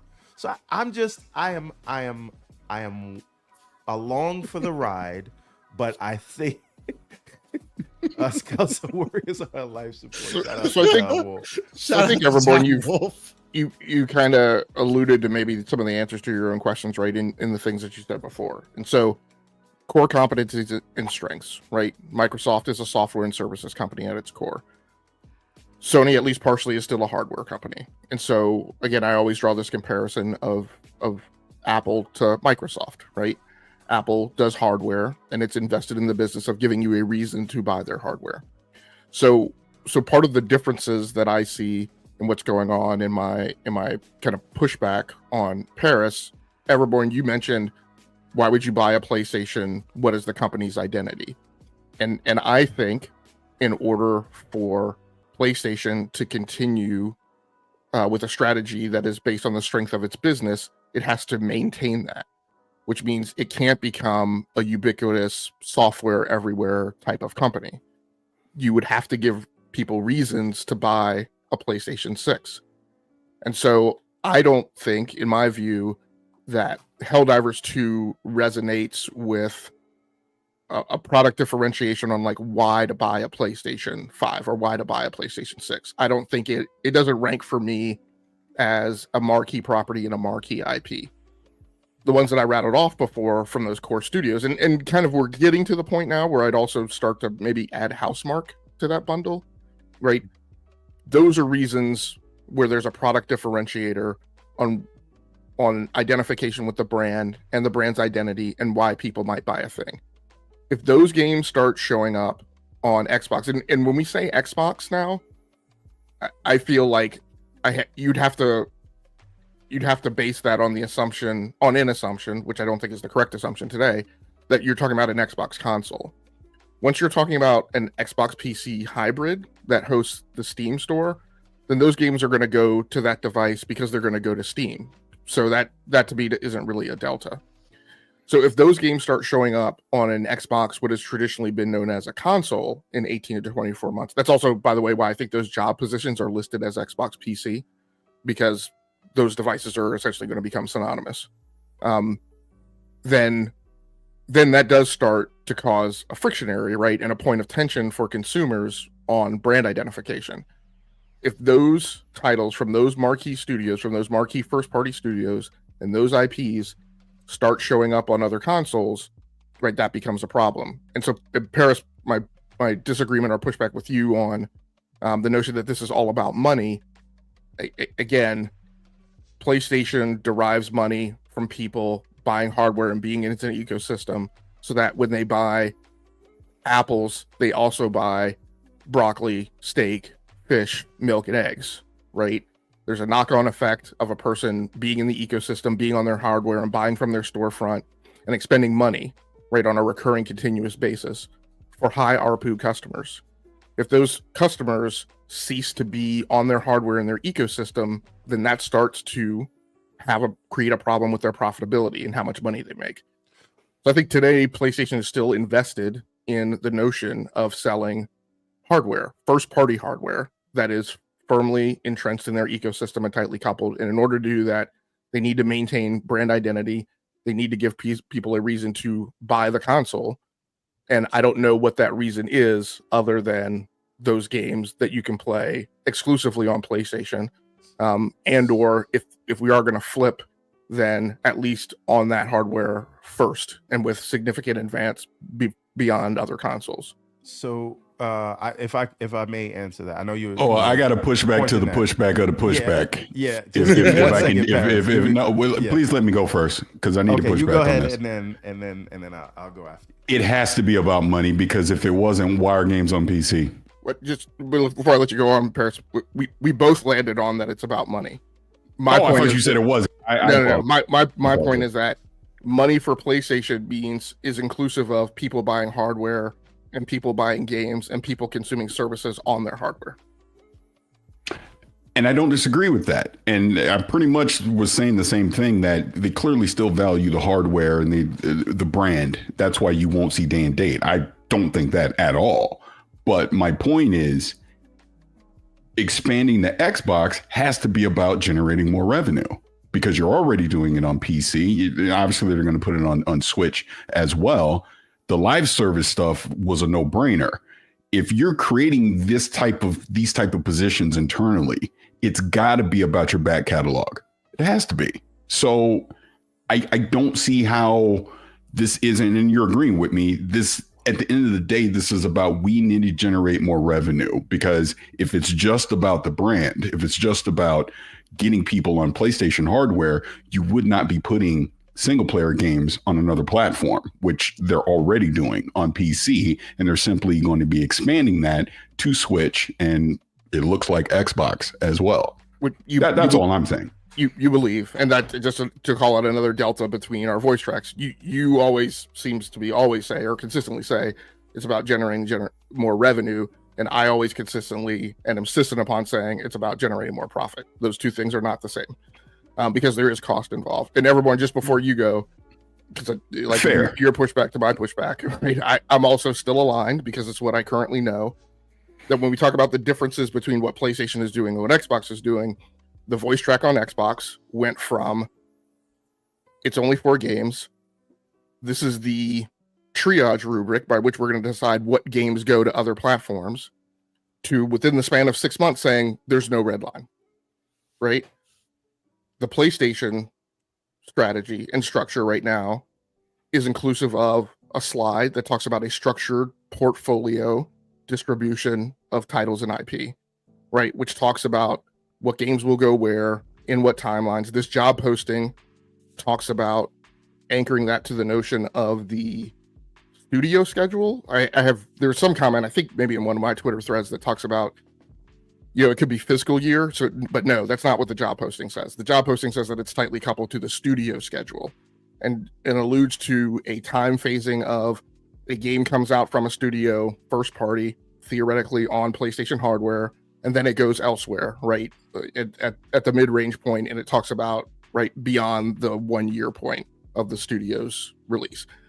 So this is the reason why I draw differences between what the two platforms are doing, right? PlayStation has today put out a structured format saying that basically every title is not going to every platform in the exact same way. And they talked about that at the investor meeting, that it's careful growth, it's a measured plan, it's care, right, and feeding of what properties are going to what platforms and putting the PlayStation platform first.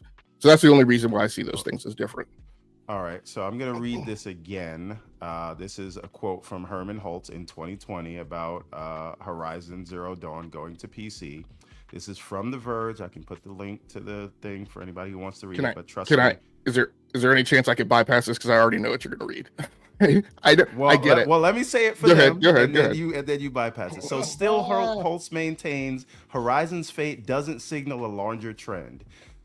To maybe put a few minds at ease, releasing one first-party AAA title to PC doesn't necessarily mean that every game will now come to PC, he told the PlayStation blog. That's from 2020, Herman Holtz, regarding putting a game on PC. What is the outlook on PlayStation games coming to PC today? It is different from what he said, right? And even when we talk about no red lines with Xbox, Xbox has released more exclusive games this year than PlayStation. That's a fact. So we can say what the perception and the feeling is, but these guys are doing very similar things, and they're making statements that when the landscape changes, they change their minds. And I am only saying this, the reason I'm doing all of this is to say perhaps once we get out of the doom and gloom and saying one is full third party and the other one is not because they still want to sell you hardware and all of that, right? And by the way, yes, that is the point. Phil got killed for it. Mm-hmm. Right? So everybody, but last thing I'll say, the point is maybe we can actually talk about these things and why they are happening, as opposed to saying one platform is dead or the other platform is just like, they're both doing stuff that is different than they used to. Now we can talk about why. But go ahead, Logic. So one thing that I'll this notion. No, that's fine. The one thing that I'll raise up is, and I always appreciate the conversation. I will say there's a difficulty here because, in my opinion, you often conflate our disagreements with things that PlayStation fans are saying, right? So there's a lot of what you've gone over which are not things that I say. So he's using your shadow boxing, sir. He says you're shadow boxing. Well, yeah. So there's. Well, go ahead. I'll finish your point, and then I'll. So there's a significant difference, right? So my difference of perspective. So first of all, let me go back kind of at a high level to our difference of perspective. We haven't necessarily, we haven't had a difference of opinion in terms of, you say they are subject to the same market forces, and what I always say is that they are subject to the same market forces in different ways, right? And therefore they're going to respond differently. And then this is what a thing says, right? And this is what the other company says, and this is what they do, and this is what they do. And those things are different. And I always say there's a nuance, right? And there's a granular detail in those differences of responses. And to me, I don't say that they're the exact same thing. right? And they respond differently because of where they are positioned in the market and what their consumer base is. There's a difference in what PlayStation has to do because it has a number of people on its platform. And there are things that are more impactful to it when it makes changes. What people said about Phil, like that, again, that's not what I said, right? So when you talk about the context of the Herman Hulst statement versus the Phil Spencer statement, again, my reason why I view that as a delta is because Herman Hulst says that, and yea, verily, things may have changed and he may have done something different. The time lag between when he said that and what they did, to me, is different than what we saw from February 2024 through October of 2024, right? Where in pretty rapid succession, there was a pretty consistent, right, domino effect, rainfall of what was said they were going to do and where things shifted. And we have the accusation out in the air that when things were said, clearly things, because of the way software development works and the amount of time that things take, clearly things had to be in motion at the studios. So that's the only reason even that they're different. August, when you think about it, right? Sorry for cutting you off. No, that's fine. You know, August was the indie announcement coming to PS5 as well. Yeah, so I just want to end off, right, because this is kind of always where we wind up. And this is what I talked about a lot in the GCP Discord this week. I'm not losing my mind or, having my panties in a bunch because PlayStation is sending games to another platform. Mm-hmm. This discussion of he said this, they said that. People are losing their mind. People need to score points. They need all that. I mean, I'm just going to be quite frank because I've said it before. That bullshit about the back and forth between the two tribes, I do not care about. I am also not in the business of sitting here prognosticating what's going to happen in 3 years or 5 years. And I wrote it this morning, and I'll say it again.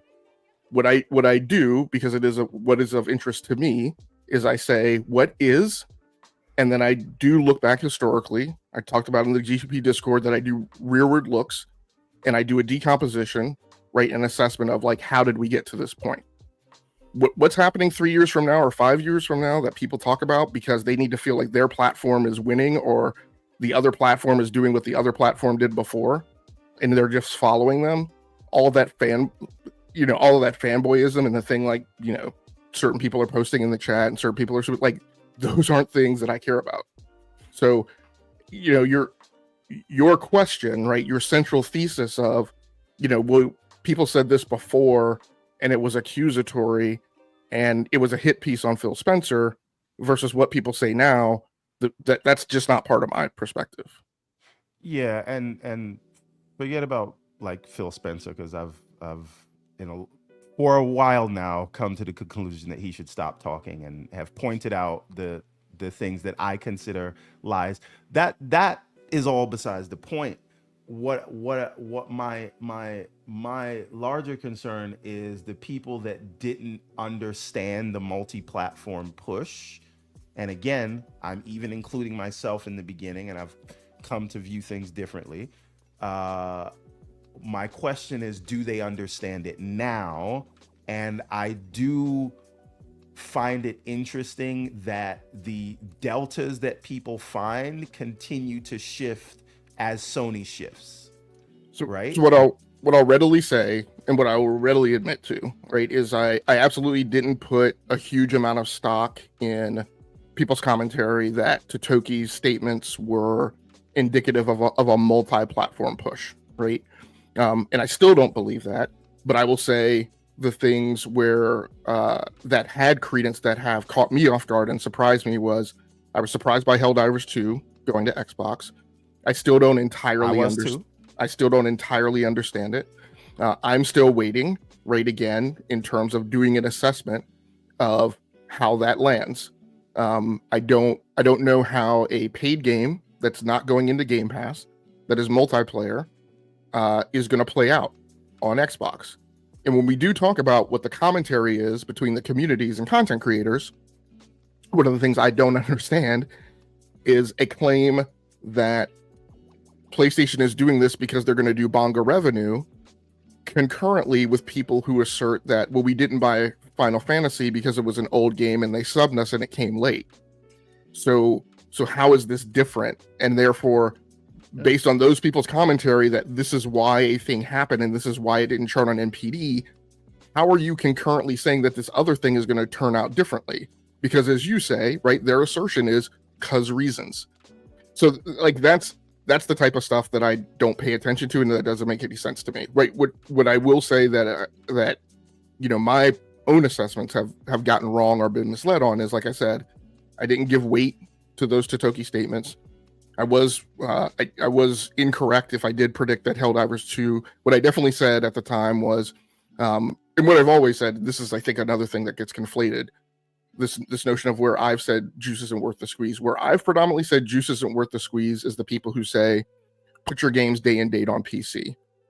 And what I've said is there is a cost associated to project management and software development when you are targeting multiple hardware platforms concurrently. There's increased complexity, there's increased risk, there's increased LOE. And what I've also said is that if you put your games day and date on PC, you are, yea, verily, then definitely stepping in the pond of where you aren't giving people a reason who are on PC to buy your console. Because if I get it at the same day and date, why would I buy the console? Particularly if it performs better and I get higher frames, higher resolution, better texture, etc. I would say the same thing concurrently for if you're going to do something like put your games day and date on Xbox. To me, that juice isn't necessarily worth the squeeze. Because again, those things aren't two different abstraction layers. There's increased LOE, there's increased cost, there's increased points of integration, there's increased testing that needs to happen. So again, you have a profit loss perspective that doesn't necessarily come out to me with definitive calculus that says that the juice is worth the squeeze. So just so that I can, maybe we can get this to a more like productive place. Let me step out of the mud real quick and talk about not productive right now. What you trying to say? A different perspective on why I think this is happening, right? And in terms of this. And by the way, you have 8 minutes. Yes, I think this is a good thing because if we get all of that out of our systems about this one failed and this one's not like that one, then we can actually assess what's happening.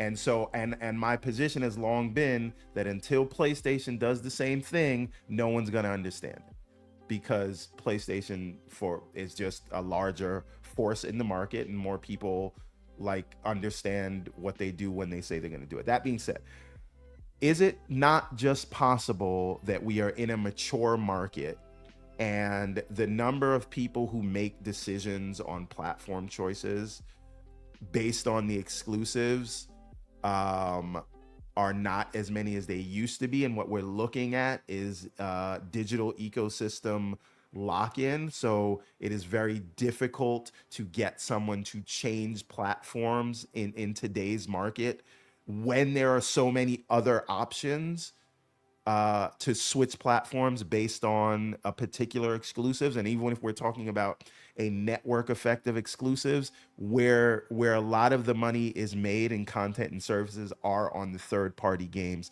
And many of those have come to the conclusion that they need to be on as many platforms as possible if they're not the platform holder, right? So those deals to lock content away from other platforms are becoming more expensive and less, the juice is less worth the squeeze for more, in more cases than traditionally. So even if a PlayStation game does go to Xbox, no one's gonna leave their 25-year history of gaming on PlayStation to go to Xbox, and vice versa. And this is why we see Forza Horizon doing so well, even though it's a 4-year-old port, right? So because we had a COVID boom and then we're in the midst of a COVID correction, we don't, even though there's been revenue and growth, which I think is a lot to do with like inflationary price hikes and whatever, the number of people gaming, that is flat at best. And if you're going to grow, because Sony can't go to their shareholders and say, we did 32 billion this year, but next year we're going to do 29, right? That's just not a thing they can do. And so if that growth is not there, it's easy pickings to go to these other platforms, and you're not risking as much as you traditionally would have by putting your games in other places. Now, Xbox being in third place recognized the same thing. They just had to move on it earlier. So I'm glad you brought that. Go ahead. No, that's it. And that's why I think this is happening. But I don't think we could have that conversation, or I couldn't have it before, because PlayStation wasn't doing it, and everybody'd be like, well, they sold 75 million, and how come PlayStation still has exclusives? But now we can have the conversation. So I think go ahead. I think there's part of this that's akin to the discussion around Apple, right, in the way they do things on hardware. I'm certain in some nether realm of the internet, there's Android versus iOS fanboys who are still going at it, even though that argument was pretty much put to rest like 10 years ago or so. And so there's this notion that like when Apple does a thing, then people pay attention to it, right? Then it becomes a real thing. When Apple does a foldable, then foldables will be a real thing. Even though Samsung is on their 7th, technically actually 8th iteration, right, of a foldable. Oh, right? yeah. Oh, yeah. Oh, yeah. yeah. And I have my, can I show it on the camera? Yeah, and I have my Pixel Fold right here. But they don't exist because Apple hasn't made them yet. Right. So shout out to the USB-C and Apple for making it mainstream. Yes, thank you. There you go. Oh well, no, Curtis was removing the headphone jack. Jack. That's right.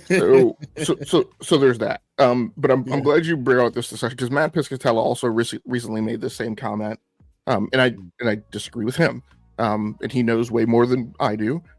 So certainly, by all means, people should take deference to his perspective over mine. But it's still my right to disagree. When we talk about this topic, we do not talk about it in terms of the trifecta. We only talk about defection. And I get that, and I agree with you. We do not talk about customer acquisition and customer retention. And that to me is a problem. We are taking off the board 2 legs of the triangle. And I don't think the conversation is holistic and 360 degree when we do that. So there are new gamers coming into the market. There are not less people being born into the human population now. There are not fewer gamers coming into the market. We have data from both the ESA and GDC surveys, right? That show that gamers are coming into the market and still playing on console, right? Those people, and let me also pair this with this whole platform-centric discussion that I had a temper tantrum about a few weeks ago. We talk about, and we're doing it again, but praise be to the people who make content. We talk about platforms every single day, every week, and not you guys, but like the greater podcast cosmos, every week, every episode. Consumers in general make a choice and a decision about platform at best once every 7 to 8 years. It is likely that they are making it even less frequently, and it's really about once a decade. And then you couple into that once I'm on the platform from the last generation, I have to have a huge reason to make a code switch to go to a different platform in the follow-on generation, right? Moment of inertia. If I'm on PlayStation, if I'm on Xbox, I probably don't leave and defect, right? Even cross-generationally, unless I'm given a big reason to. Now I'm going to say something that's probably going to make people very, very, very unhappy. You absolutely had defections from Xbox to PlayStation, and that's why the market share is so upside down at this point. And you can go back and do a rearward triage and figure out like why that happened, right?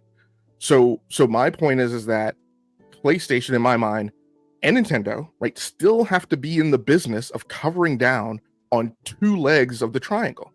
They still have to give people a reason. This was my disagreement with VG Flight School, right? If 70%-ish of the games that are available on all of the platforms, or at least Xbox and PlayStation, and your customer base on PlayStation and Xbox are spending 40% of their time playing games that for PlayStation aren't yours, the sum of the amount of time that they're not spending playing those games isn't 0, it's 60%, right? So they still have to have a reason to engage on your platform outside of where they're putting that time on black hole games. And that one time in the 7 to 8 years that the person walks into Best Buy or GameStop and makes a decision about platforms, particularly if they are a new user, right? And if you have a return customer that you're trying to make sure is a return customer, you have to give those people a reason to buy your platform. And this notion, and I also don't have a disagreement that that for a lot of people that the disappearance of exclusives would be more beneficial to a large part of the market. But the other reason I don't personally like that, or I don't personally want that, is because number one, I like hardware. Number two is once all games are available everywhere, then hardware becomes a commodity, and it doesn't really matter. And then you just have you just have value being squeegeed out of the sponge mop, right? For some people who are invested in buying hardware and buying software. But my big point about your question is that in my mind, people do go into stores and they do make choices and they do make decisions about when they buy platforms, and they don't do it that frequently. So you got one shot. You've got one shot every 7 to 8 years to have product differentiation that causes a person to make that game time decision, right? To call that audible. And what you really don't want is you really don't want them calling it audible, right? If you're on their platform, you want them to walk into a store and just buy that thing again. So that to me is the reason why exclusives still have value and why exclusives are still a product differentiator, and a reason why you would still continue to do them and invest that money. Because when you invest that money, what you get is you get a customer who's on your platform for the next 7 to 8 years, and all the revenue that individual generates right as a result of that. And that person's not on another platform, yea, verily, maybe engaging in your ecosystem because they're buying your software, but all of the revenue that's associated with that and all of the knock-on effect that's associated with that is not happening in your ecosystem. That's going somewhere else. So those are tangibles, and those are actual dollars that actually amount to something and mean something. Yeah, but again, I think we have to come back to what percentage of the market is going to make that decision every 7 to 10 years, right? Like what percentage of the new customers are actually doing that? And then when we're talking about existing customers, what percentage of those customers are likely to switch platforms after being locked in? Now, but that's what I just said, right? I just said that you're unlikely to get those people to defect, even cross-generationally. Right. So again, if we look at the you said new gamers are coming on every year, but what percentage of those gamers are console gamers? Because according to Matt Piscatella, at least in North America, those guys are aging up every year on average, right? My contention would be it doesn't matter. Like they're not zero. There's still people coming into a store and making a decision. Right. So in my mind, you don't just ignore them and you don't just make it agnostic and say, I'm going to make it a coin toss, which they're going to choose. I'm going to give them a reason to choose me over the next guy. You're right, but you do also do the cost benefit analysis of how much money do I lose by the sort of limited approach to win someone 10 years from now versus how much that customer's lifetime value will be to me that I might get a decade from now. Right? But I guess I don't track what you said. So if a human being walks into a store and they make a choice on platform, and it's unlikely that once they make that choice, they're even going to switch cross-generationally, then you have a life cycle ownership cost, or at least I'll say ROI, right, benefit from that person coming in and choosing your platform, while the person who is on your platform is eventually going to age out. So is it there, like we talked about this, like with Google and Apple and Microsoft in their effort to capture people, right? And their whole reason, like partially Xbox still exists and still continues, to capture people at a young age so that they engage in your ecosystem and hopefully stick with you, right? So doesn't it make sense to go after customer acquisition and then double down on customer retention on your platform? It does, but again, what we are talking about is the overall value of, I'm not saying there's no value and no reason and there will never be an exclusive again, for the very reasons you are talking about. But the reason they are considering this and why they will, why Xbox considers it, why Xbox is doing it, while Sony is dipping the toe. I mean, they got kind of a whole ankle in right now, but whatever, we can talk about that later.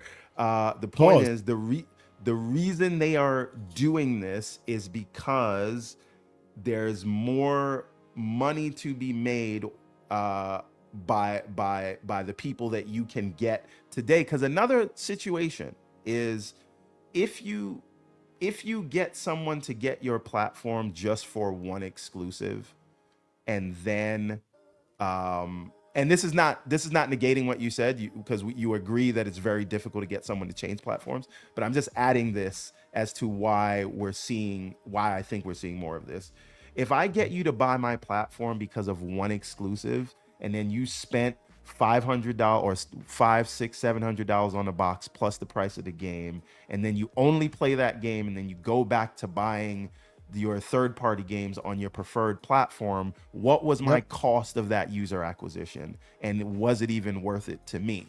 And so just so I understand, but they're buying the third-party games on your platform through your store, right? I'm saying that's not what I'm saying. I'm saying if I want to win a customer from another platform, and again, I know that you agree it's very difficult to get someone to change platforms. I'm just highlighting why for people that don't understand or agree with that, right? Because we agree on that point.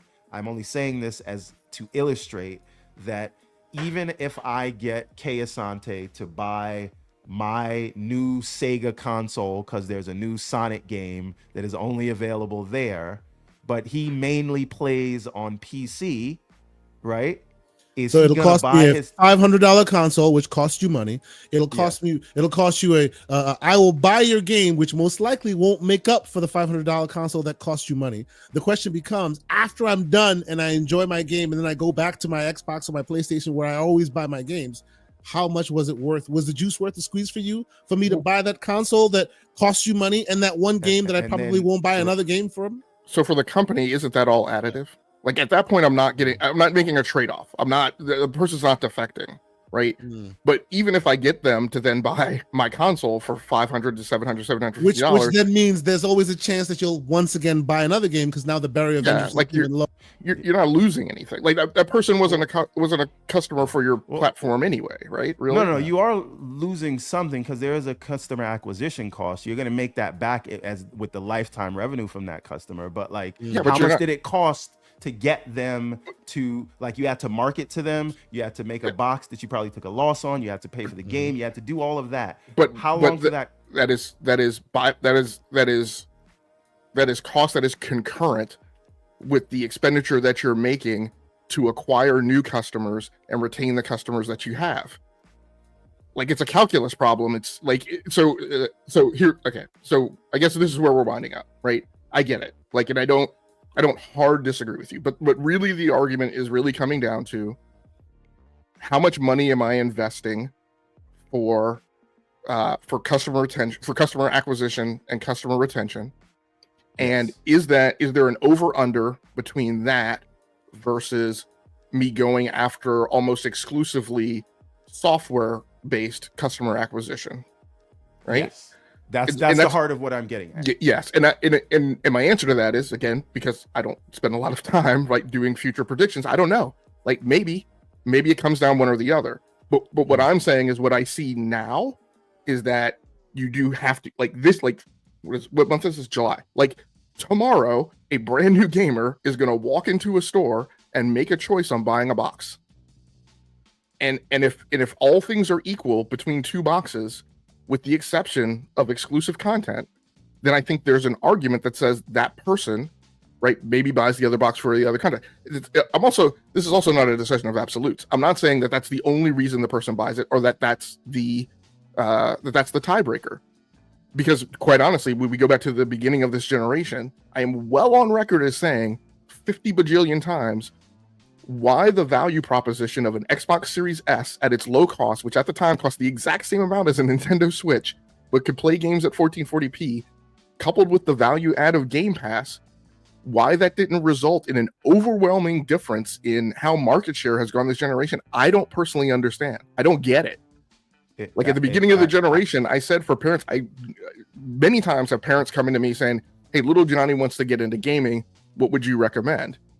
And I would often say, look, you could get them a PlayStation, right? It has this and that, but like, look, that kid's going to be coming to you every month asking you to buy games, and you're going to have to figure out ESRB ratings and what can they play and what should they play and what do their friends play and all that crap. I'm like, look, if you want a no-brainer, one-stop shopping solution, buy an Xbox Series S and get them Game Pass and tell them, F you, go off in the corner, play your games, don't bug me, don't bother me. So like, I don't have the answers to all that stuff, but I think what you're saying, to me, what you're saying is there's a difference in the possible outcome of a very complex financial problem that I can't tell you how it's going to wind up.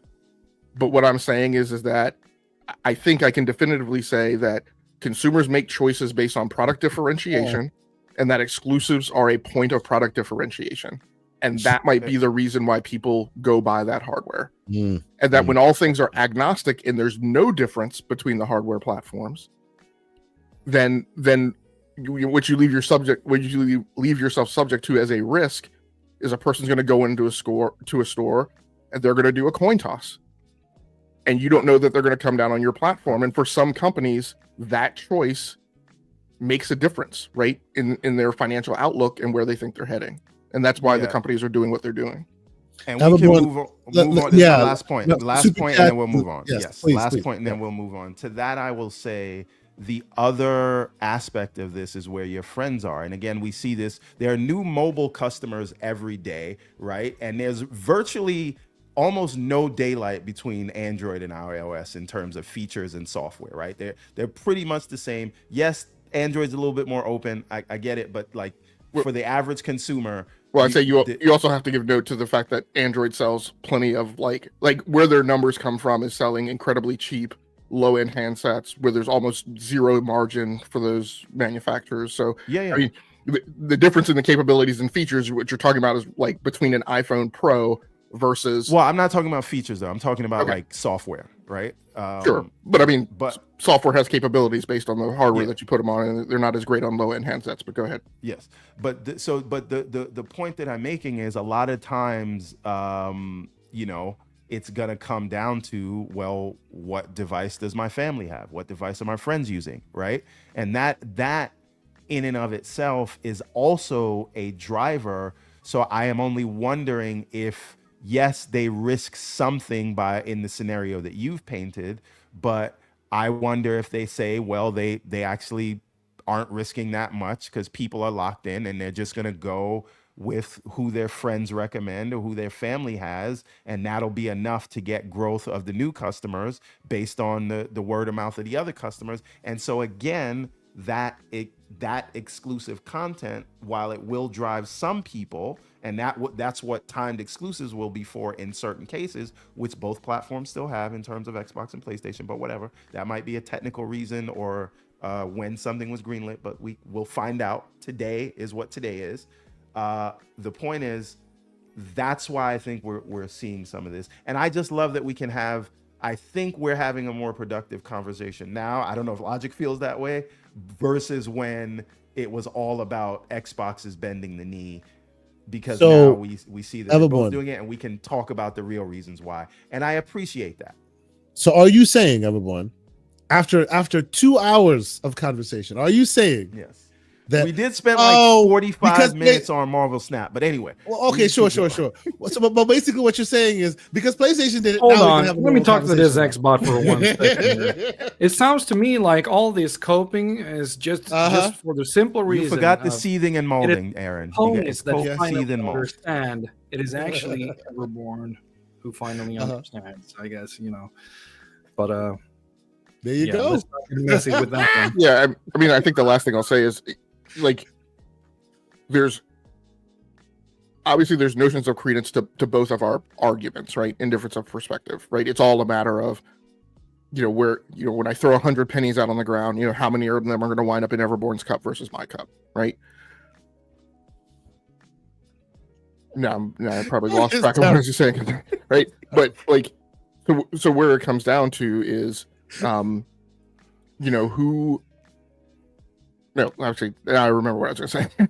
when you look at PlayStation, right? Isn't that the reason why PlayStation is doing things, right? PlayStation is taking a multi-vectored approach, right, with if I might say, a preponderance of weight on customer acquisition and customer retention, and then right in terms of like a diversification of spectrum and investment, right, and covering down on that risk, right. Xbox is taking an approach that puts an emphasis on customer acquisition from a software perspective based on wherever those people are.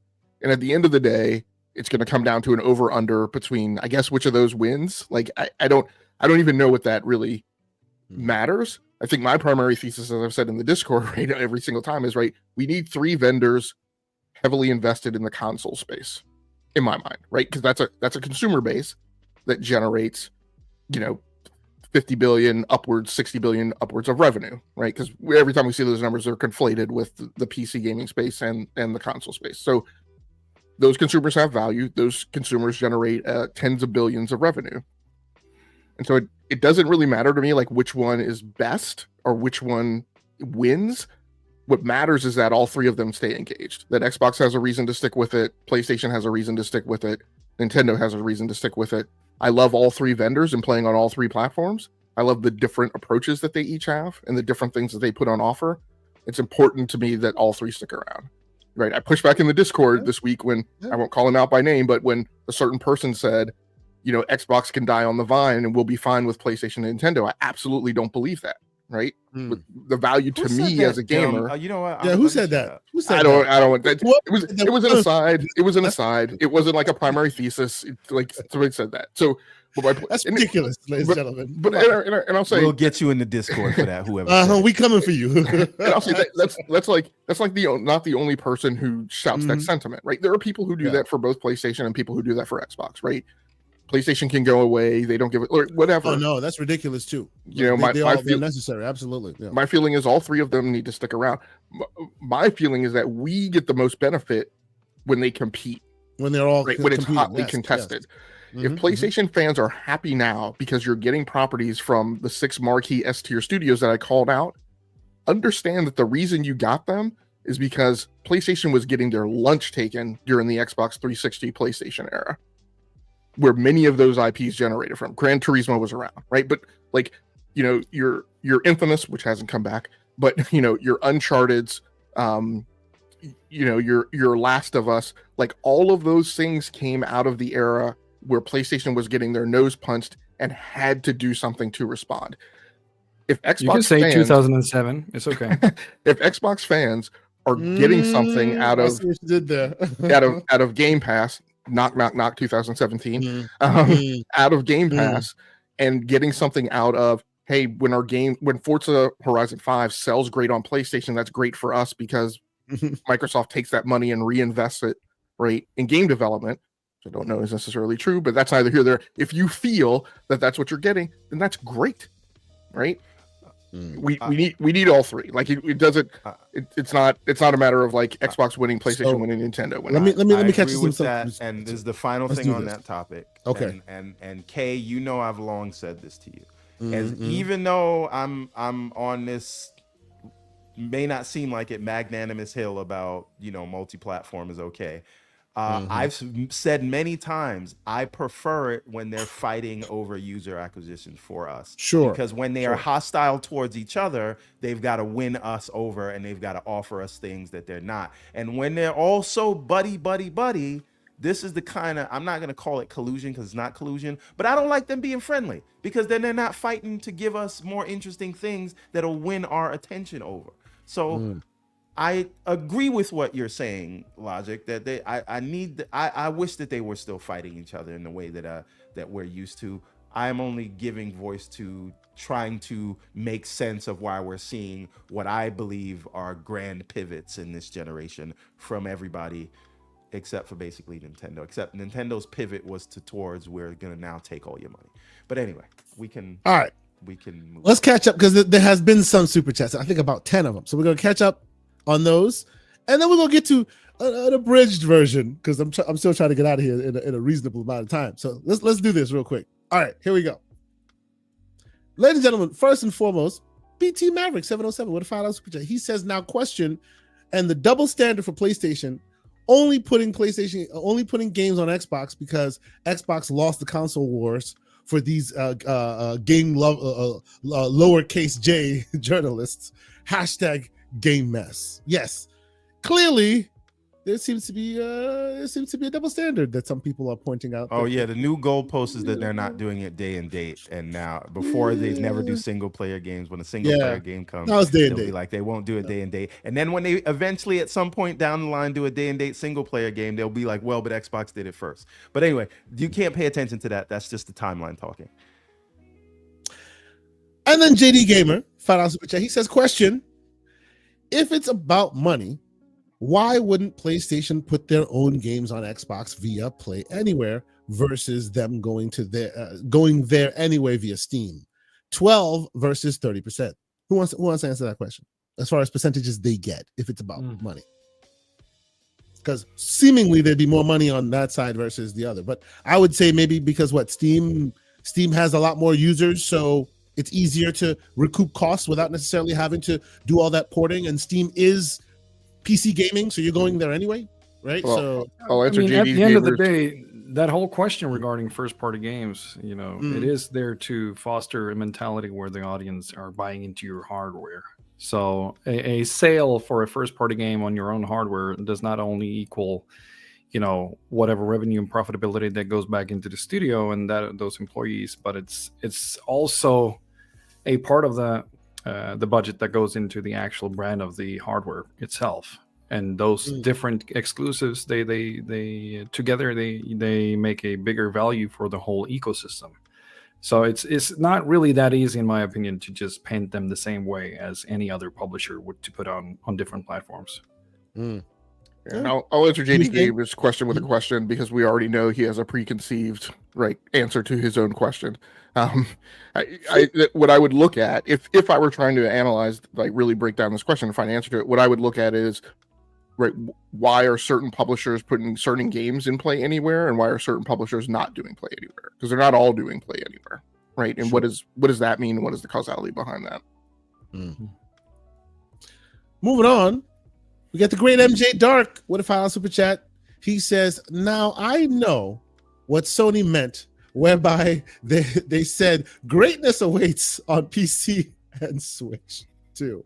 Dude, that's a little salty. Anyway, also, hello, Gojima's the best. Switch 2 is the best place to play. Yeah, okay, sure. All right, yeah. He said Switch is the best place to play. So let's not put words in the man's mouth. Yes, he's right. Switch 1. That's right. Absolutely. Yes. I'm very happy with the Switch 2. I just randomly would like to say that.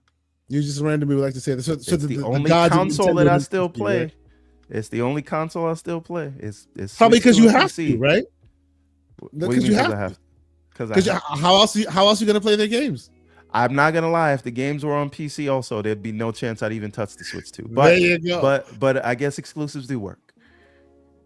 Love of God with a $5 super chat. He says, or she says, in the PlayStation Fire Team Roundtable, the lady was asked about the revenue, and she said, we plan on generating revenue by going off console. Really? So they're planning on generating revenue by just putting their games elsewhere beyond console. I mean, it's a partial quote, right? Yes, she did say that. That was one of the things. I don't think that's the only way she said that they were going to generate the revenue. It's coupled with the other thing, right? Of we're going to put certain properties on certain platforms of certain periodicity in a planned, methodical way that doesn't endanger brand identity, right? And entrenchment with the console. Also, part of going off console is adaptations, right? That is one of the things. Like movies and TV shows and other things. Yeah, absolutely. Yep. JD Gamer comes back with a $10 super chat. He says the notion that these platform holders won't sell hardware once their games go to other platforms has already been disproven by both Xbox and PlayStation. Have market tested these notions where Xbox tries things first and then continues with a $5 super chat. Result is that by and large, PlayStation and Xbox fans will continue to consume on their respective platforms. In general, PlayStation is 3 years behind as PlayStation is more cautious. Do we disagree with that? I don't disagree. They've proven that they can sell 35 million consoles in comparison to PlayStation's 80 million. It's a great disproof. and PlayStation puts value on whether we agree with it or not. PlayStation puts value on the number of users they have on their console. And yes, they have lower MAU. They have 135 million. That 135 million MAU generates $30 billion in revenue.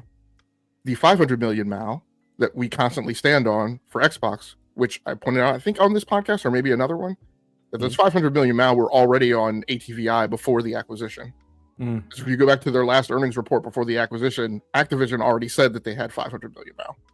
170 million of those MAU, post acquisition are also on Minecraft. So those people generate roughly the same amount of revenue, right? 30 billion-ish. So, I mean, yes, it's been proven. They still include Candy Crush as well, right? Yes. Oh yeah, there's that. Yeah. So yes. Like I've always said, I mean, in Everborn, I go back to our age-old battle, right? I've always said, and again, this is where I say, please, not you, but please don't conflate what I say with what PlayStation fans say. PlayStation fans say Xbox is getting out of hardware. I've never said that. I've said I expect hardware to become more of a boutique play that is very similar to the Microsoft Surface play, right? So same thing I say. Yep. Yeah, and I've said, which I've always agreed with. Yeah, and I've said it makes absolute strategic sense for them to be going down the path of working with their standard vendor partners that make their laptops for Windows and go that way. Like I am looking forward. Path. I love the concept of an Xbox Pro that is made by Alienware or made under the HP, made under the HP Omen brand.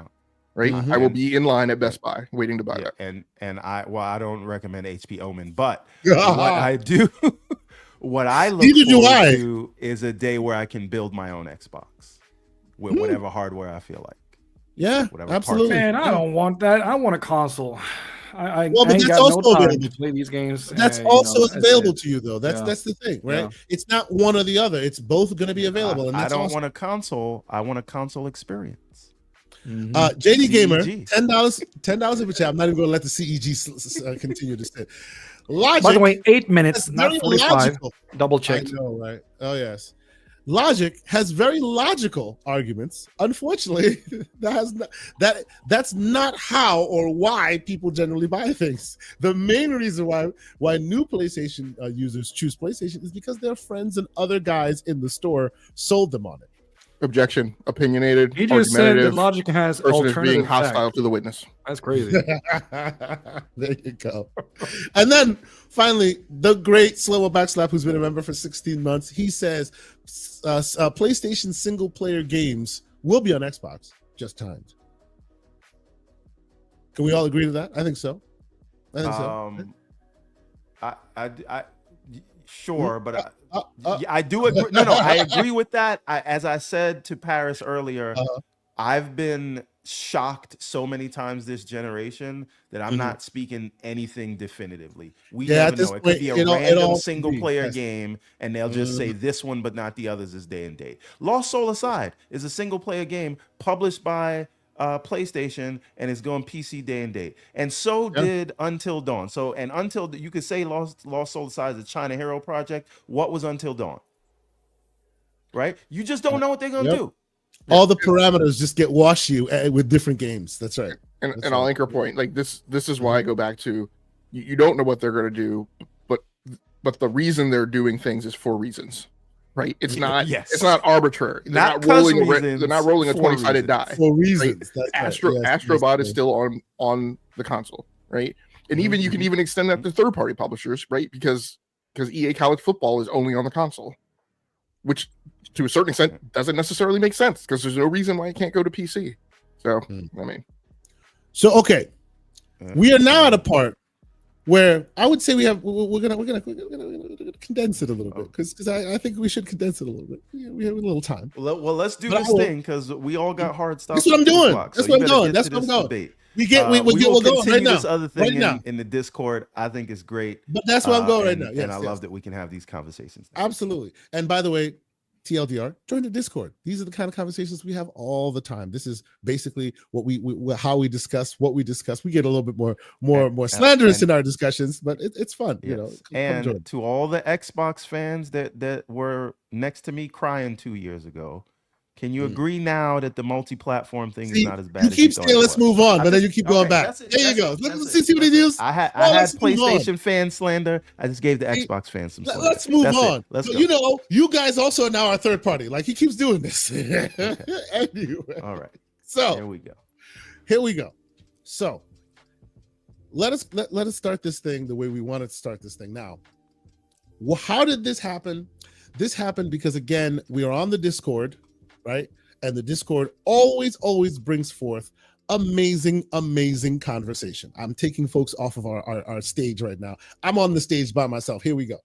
So we are now going to put something together that we think is a little interesting, a little special, because we do this on the Discord. We've actually done it successfully on the Discord one time or two, and it was hilarious and awesome, and we're going to do it here for you as well. Ladies and gentlemen, we are talking about the debate of debates.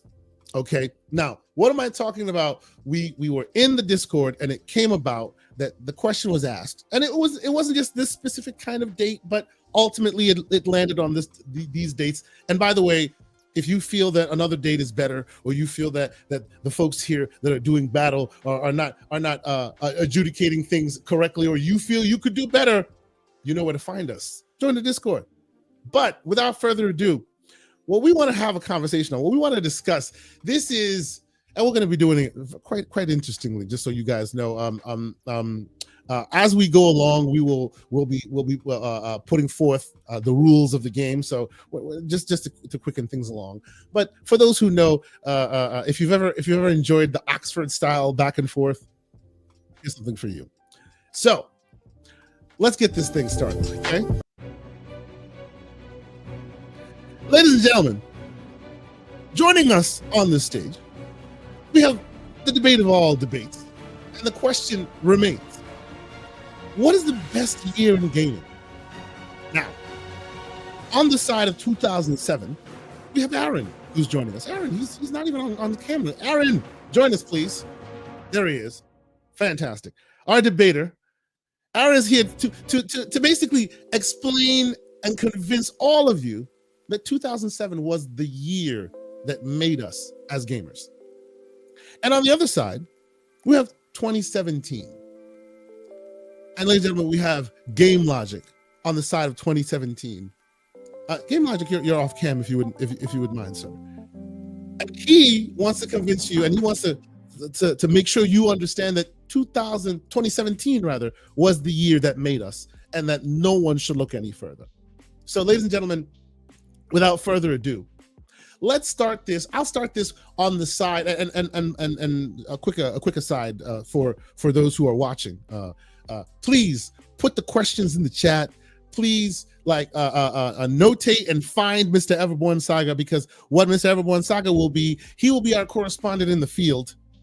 He'll be the gentleman that's keeping an eye on the chats. He'll be the one that's making sure all your questions are being fielded, and we will make sure that we bring them on the stage. And by the way, those who win, those who get pertinent questions that Mr. Everborn Saga will then feel worthy enough to be brought to the main stage, those folks will get themselves a very, very good prize. Now, what do I mean by that? And I apologize. This is for my Steam users only. Forgive me. This is for my Steam users only. But if you get a question that is worthy that Mr. Everborn Saga has to stop our proceedings and ask our combatants, you get to choose between Expedition 33, Dragon's Dogma 2, heck, even Cyberpunk 2077. Shout out to Dr. Dry Rub, because those are the games on offer today.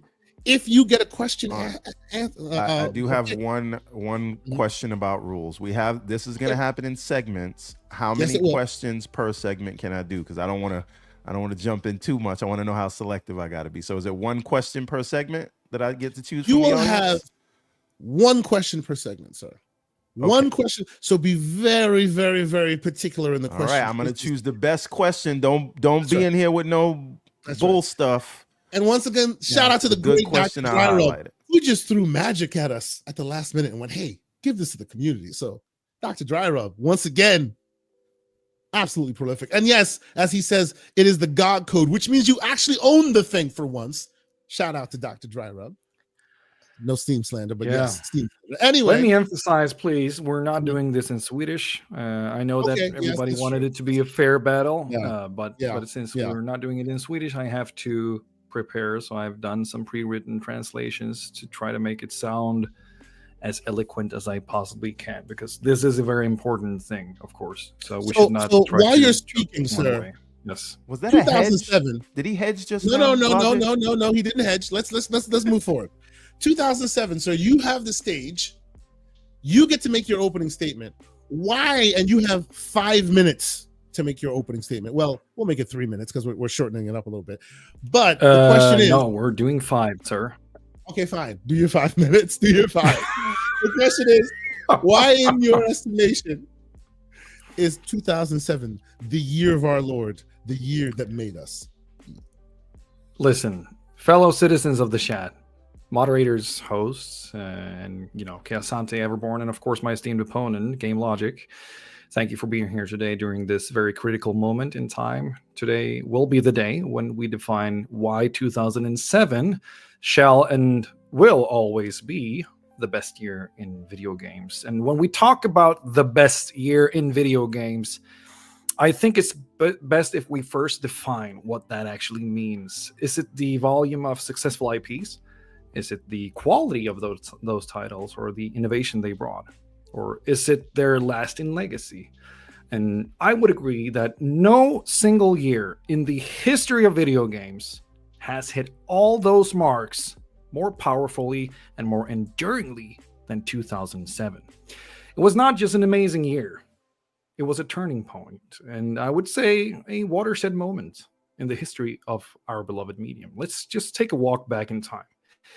So, painted the picture, we have, of course, I got to hear what I'm saying, so I'm putting back my plug here. Xbox 360, PlayStation 3, and the Nintendo Wii, all are active, performing well above their expectations, I might add, forming what we should be recognizing as the first generation of the modern gaming era. HD graphics came into the fold, online multiplayer became mainstream, and storytelling began to rival film and literature. I would say that before 2007, games were mostly linear storytelling, segmented storytelling and visually limited. But in 2007, the industry exploded with not only visually stunning, but also narratively deep, socially and emotionally connected experiences that creatively disrupted the status quo back in the days. We're talking about a lineup of titles that redefined genres, launched billion-dollar franchises, and pushed technical and creative boundaries further than ever before. And we can, of course, go through the list and look at critically acclaimed masterpieces or the launch of global franchises that stand strong to this day, but let's come back to that later. The truth is that 2017 was a phenomenal year. I'm not here to argue against the impact of great games like Breath of the Wild, Nier Automata, Fortnite, or Super Mario Odyssey. But the difference is this. 2017 polished the foundation laid by 2007. It was built upon it, but it did not invent it. It did not invent branching narratives, interconnected worlds, competitive online ecosystems, physics-based gameplay, and cinematic presentation. These things all trace their roots back to 2007. And that's the difference between a great year and the greatest year. And here's the most devastating point, which one I will get back to. There will never be another 2007. Because it wasn't just about the games. It was about an entire industry leaping forward all at once. The creative risks, the new IPs, the genre reinventions that turned out to be nothing else but a lightning in a bottle. Not a peak in a mountain range. 2007 was the summit itself.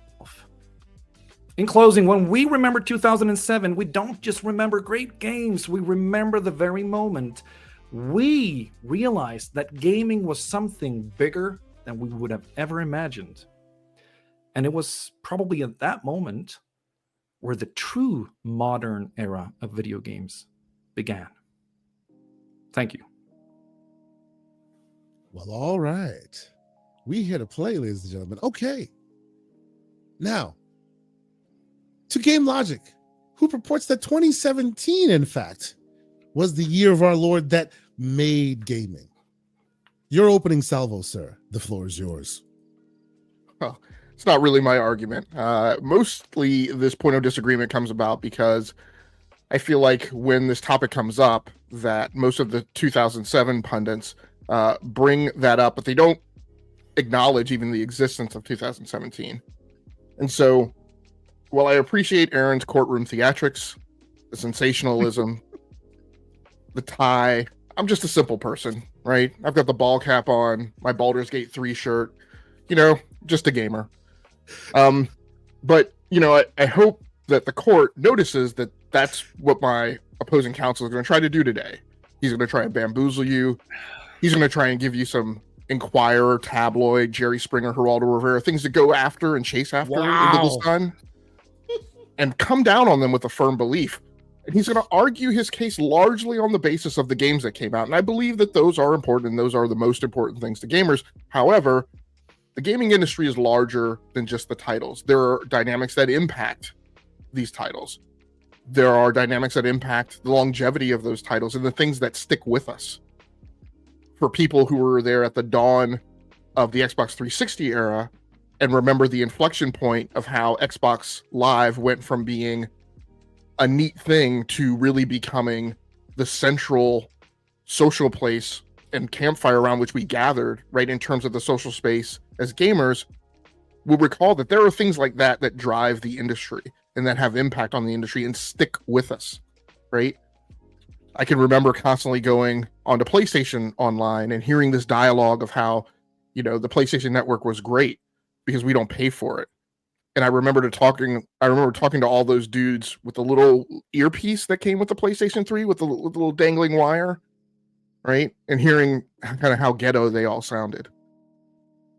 So people will find that term offensive, but it is a fact that there are other things that happened in the gaming industry in 2017 that went along with all the great games that came out that year. Breath of the Wild, Cuphead, Resident Evil 7, Super Hot VR, Hellblade, Super Mario Odyssey, Horizon Zero Dawn, Wolfenstein, The New Colossus, PUBG, and Fortnite.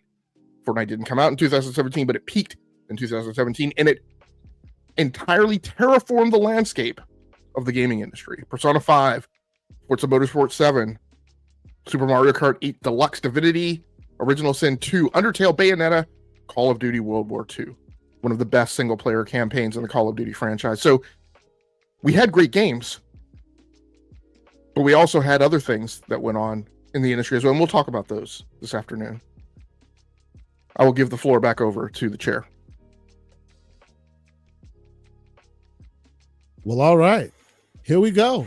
So, okay, ladies and gentlemen, that is the opening salvo from both our combatants, purporting that their year, of course, is the year. And by the way, you folks watching, you will make your final decision as to who wins this conversation. But we're moving on to round two now. Before we do, let me just give you guys the question for this round.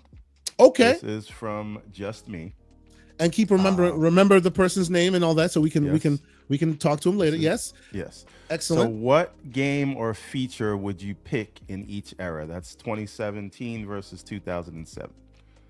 So the outstanding feature of that era or game of that era. I'll start with 2017. Let's go with you first. Well, I mean, this brings us to why we're even bothering having this conversation today, right? Like, there are other things that we could be doing.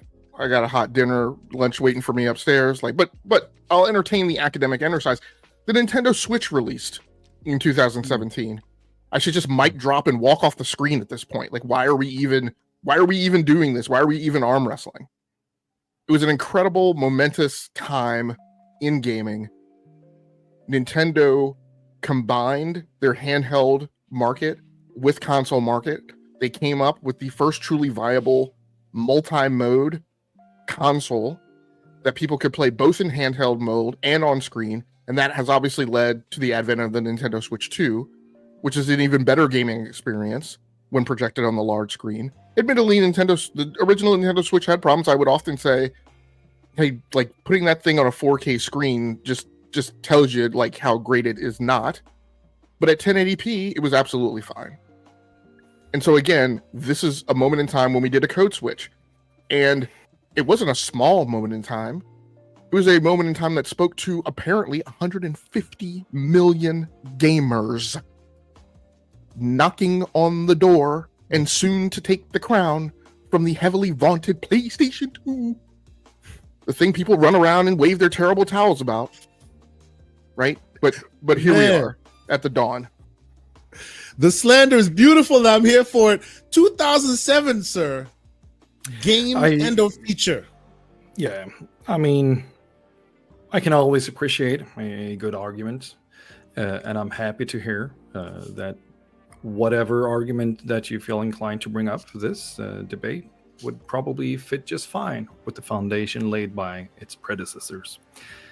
With that said, of course, I would say that without the impact of 2007's real industry shifting mechanics, such as bringing the online multiplayer mainstream with Xbox Live and later, of course, PlayStation Plus, and the pivotal moments for specific games released that year with two world-breaking records with Halo 3, as well as later down that same year, Call of Duty 4 Modern Warfare, established a clear foundation of what we would consider to be thankful for when we look at multiplayer online lobbies and live service games to this date.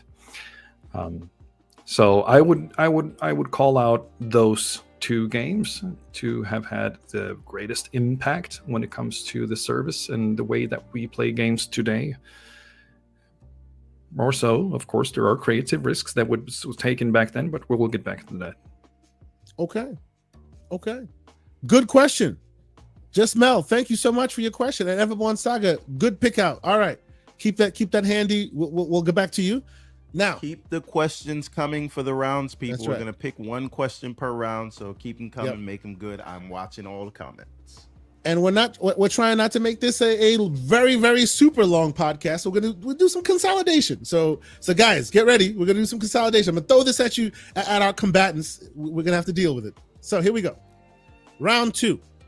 Round two is about thematics, right? It's about basically the innovation, the genre, the games that impacted us, right? That kind of stuff, the legacy of the years, right? This is all within this round. Which year had more innovation and genre shaping for 2025, which is the year of our Lord today? Did that start in 2007 or 2017? I'll start 2007 first. Go.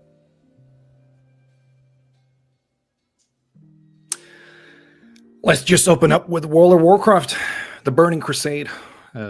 This was an expansion that didn't just add, a lot of new content like the flying mounts and heroic dungeons. It also redefined what games as a service was back then and is to this day. Structured PvP, systems that shaped these types of games for decades to come, setting standards for games like Destiny and Final Fantasy XIV that still follows a lot of these templates. And Portal.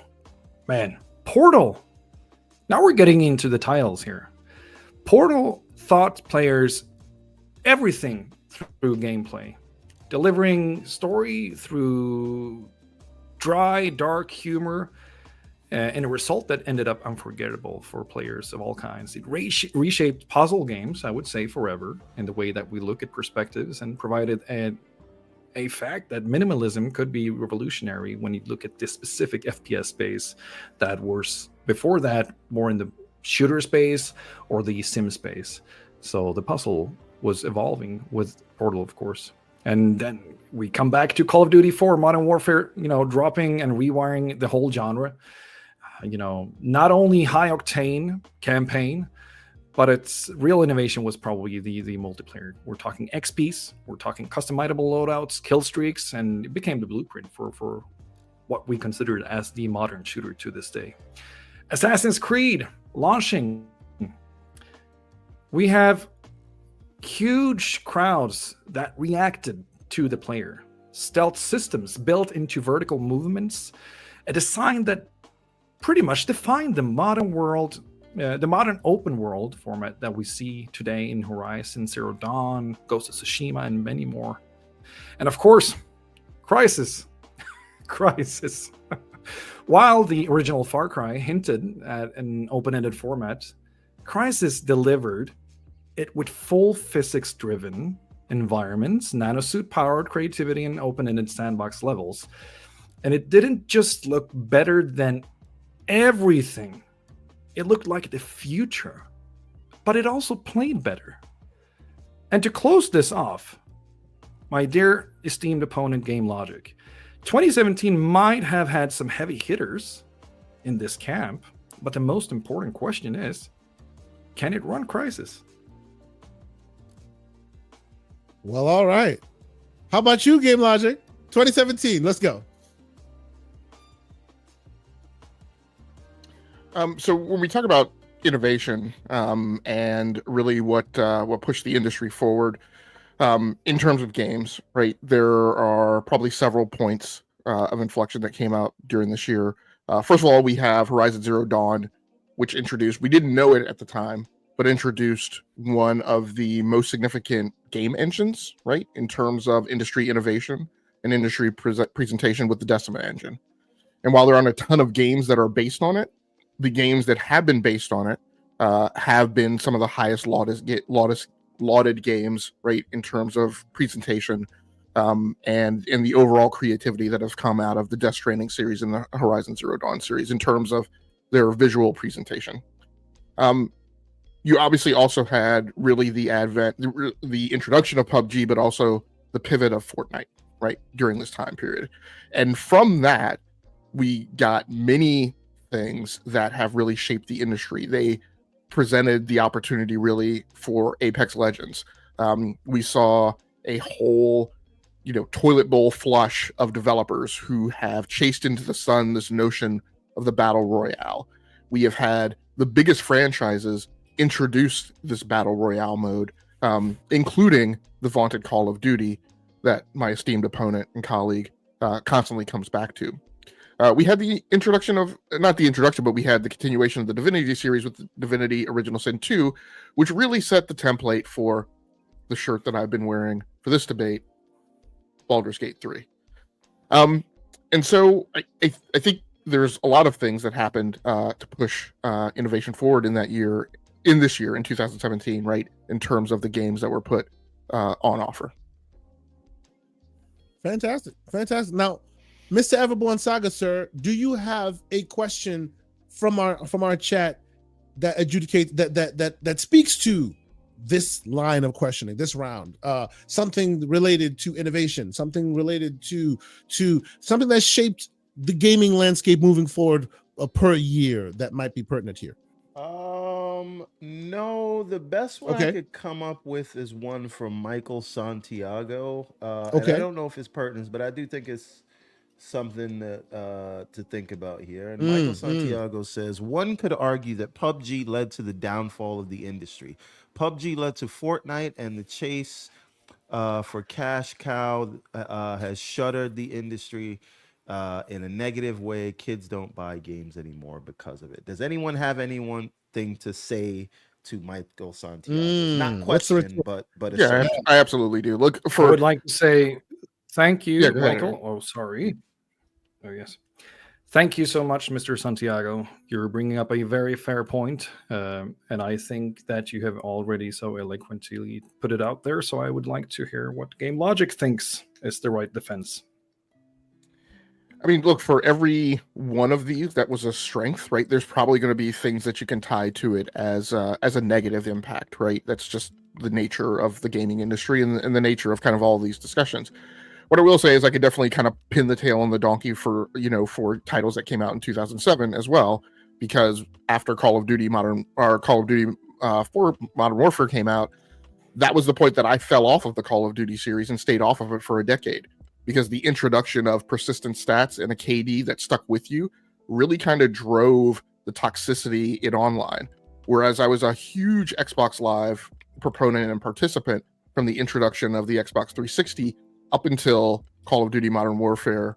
That was the point that I said, let's talk about all the things that go along with that, right? The person you go online with, if you enter into voice chat that has like the rap music or some other loud rock music, heavy metal playing in the background, kids yelling and screaming in the background, just an overall like bad place to be. And that has led to like very prevalent conventional behaviors online. That's why 99% of us turn chat off. That's why 99% of us will, as much as we can, like not play and party up with randos. That has driven a need for you to be tightly coupled to parties and other people who play the same game, so that you could have people that you could play with, versus the advent of the Xbox Live era, or really the peak of the era at the introduction of the Xbox 360, where you could just go online. You had control of your lobbies, by the way. It's another big thing that Call of Duty Modern Warfare really toppled off the gate, which is that was the point that introduced us not being able to have control of our lobbies and not get rid of people who weren't vibing with the rest of the party in the group. So there's negative things that come out of I think each of these things. For every good that we get, there's going to be one or two small negatives. At the end of the day, the negative that you're pointing out is a negative that, while I also concur with it, is pertinent to a certain type of gamer. There's a certain type of gamer who has come into the fore and has gained access to games where they might not have had them before because of Fortnite being free to play and a lot of these free to play games. You have people who had barriers to entry right into gaming who have been able to onboard.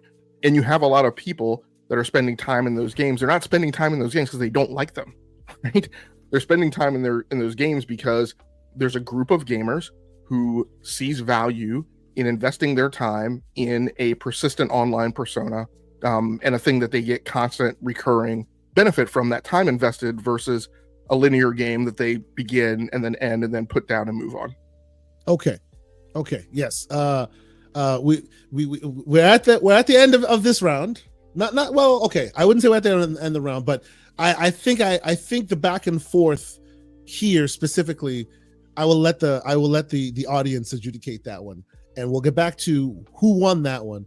But before we move off of this round, because would you like to add to the note? Okay, we're well the time here. Yes, we were. Yes, because we were well above the time. You will get to answer the first question on this one, which is between 2007 rather, and 2017. Which year has games that aged better?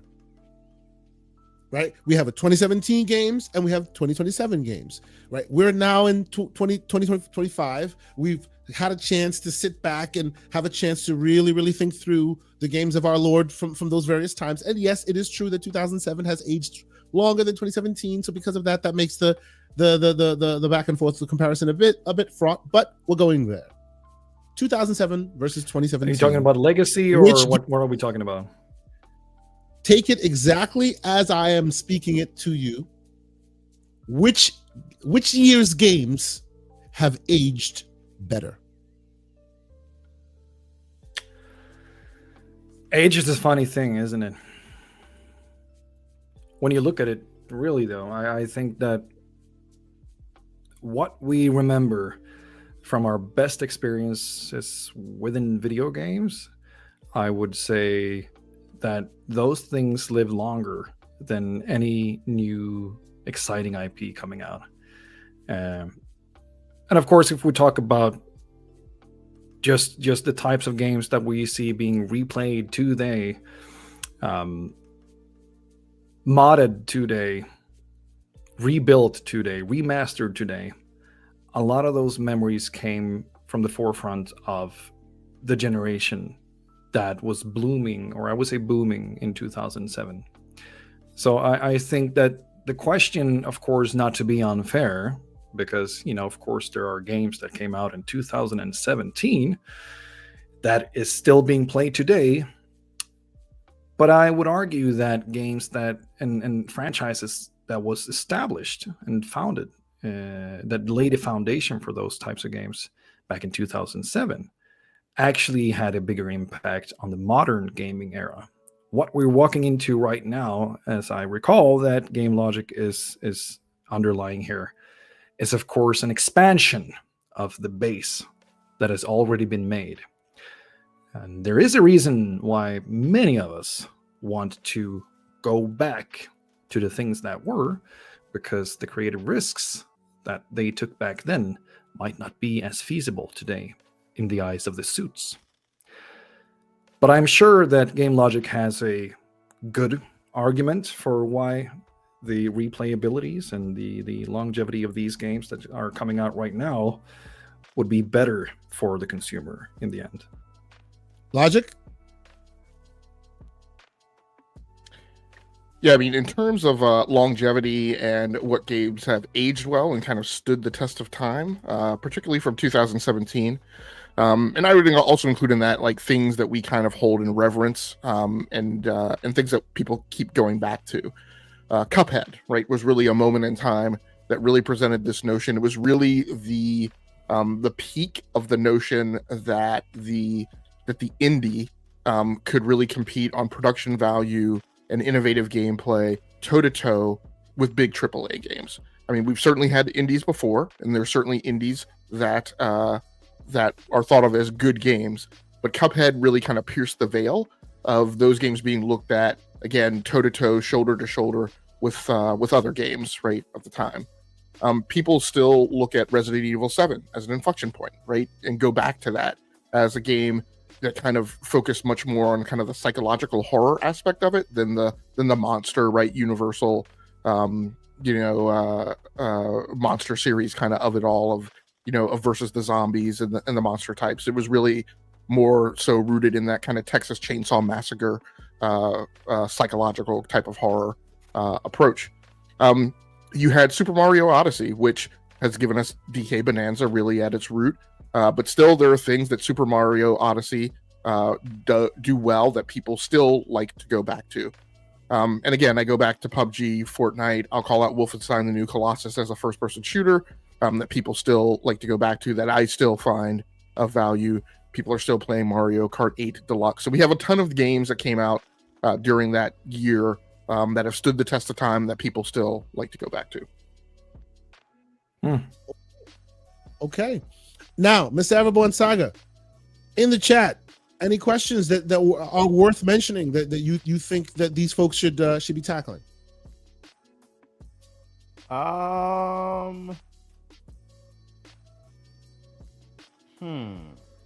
right. Well, we'll leave you we'll leave the chat to update, folks. Get something in there that Everborn Saga can look at. I have put it in the chat right now. There is a poll going, and right now it's neck and neck, 50%. 2017 versus 2007. It is neck and neck. Oh boy, you gotta love it. Okay, next round's a bit of a crossfire. We're heading to it. We're rushing through it because I don't want to go too long, but I also don't want us to miss that opportunity. Okay, so I'm gonna throw some questions at you guys, and in so doing, this will bring about the back and forth that I want us to get to. Wait, I got one. I found one. I'm sorry. Okay. It's because I lost it when it came up. This one is from Okay. Big Bad Mo. Okay. Being in the year 2025, what game can you suggest be played right now from 2007 that would hold up, and 2017 for a person who missed out on those games? Wow, what a great question. 2025, what game from both of those eras would you suggest someone play today in the year of our Lord 2025? You know what? 2007. You first. Go. Well, hold on. No. We always. I mean, we haven't even 2007 walked through the list. Yeah. Okay. So you're right. You're right. I apologize. Fair, and I apologize, Logic, but I just want to keep things fair and above board. True. 2017 first. Yes, please. It's a tough question to answer. And I'm going to throw out a few things here, but you when I get done, you can definitely adjudicate, right, that there's one that I have to pick.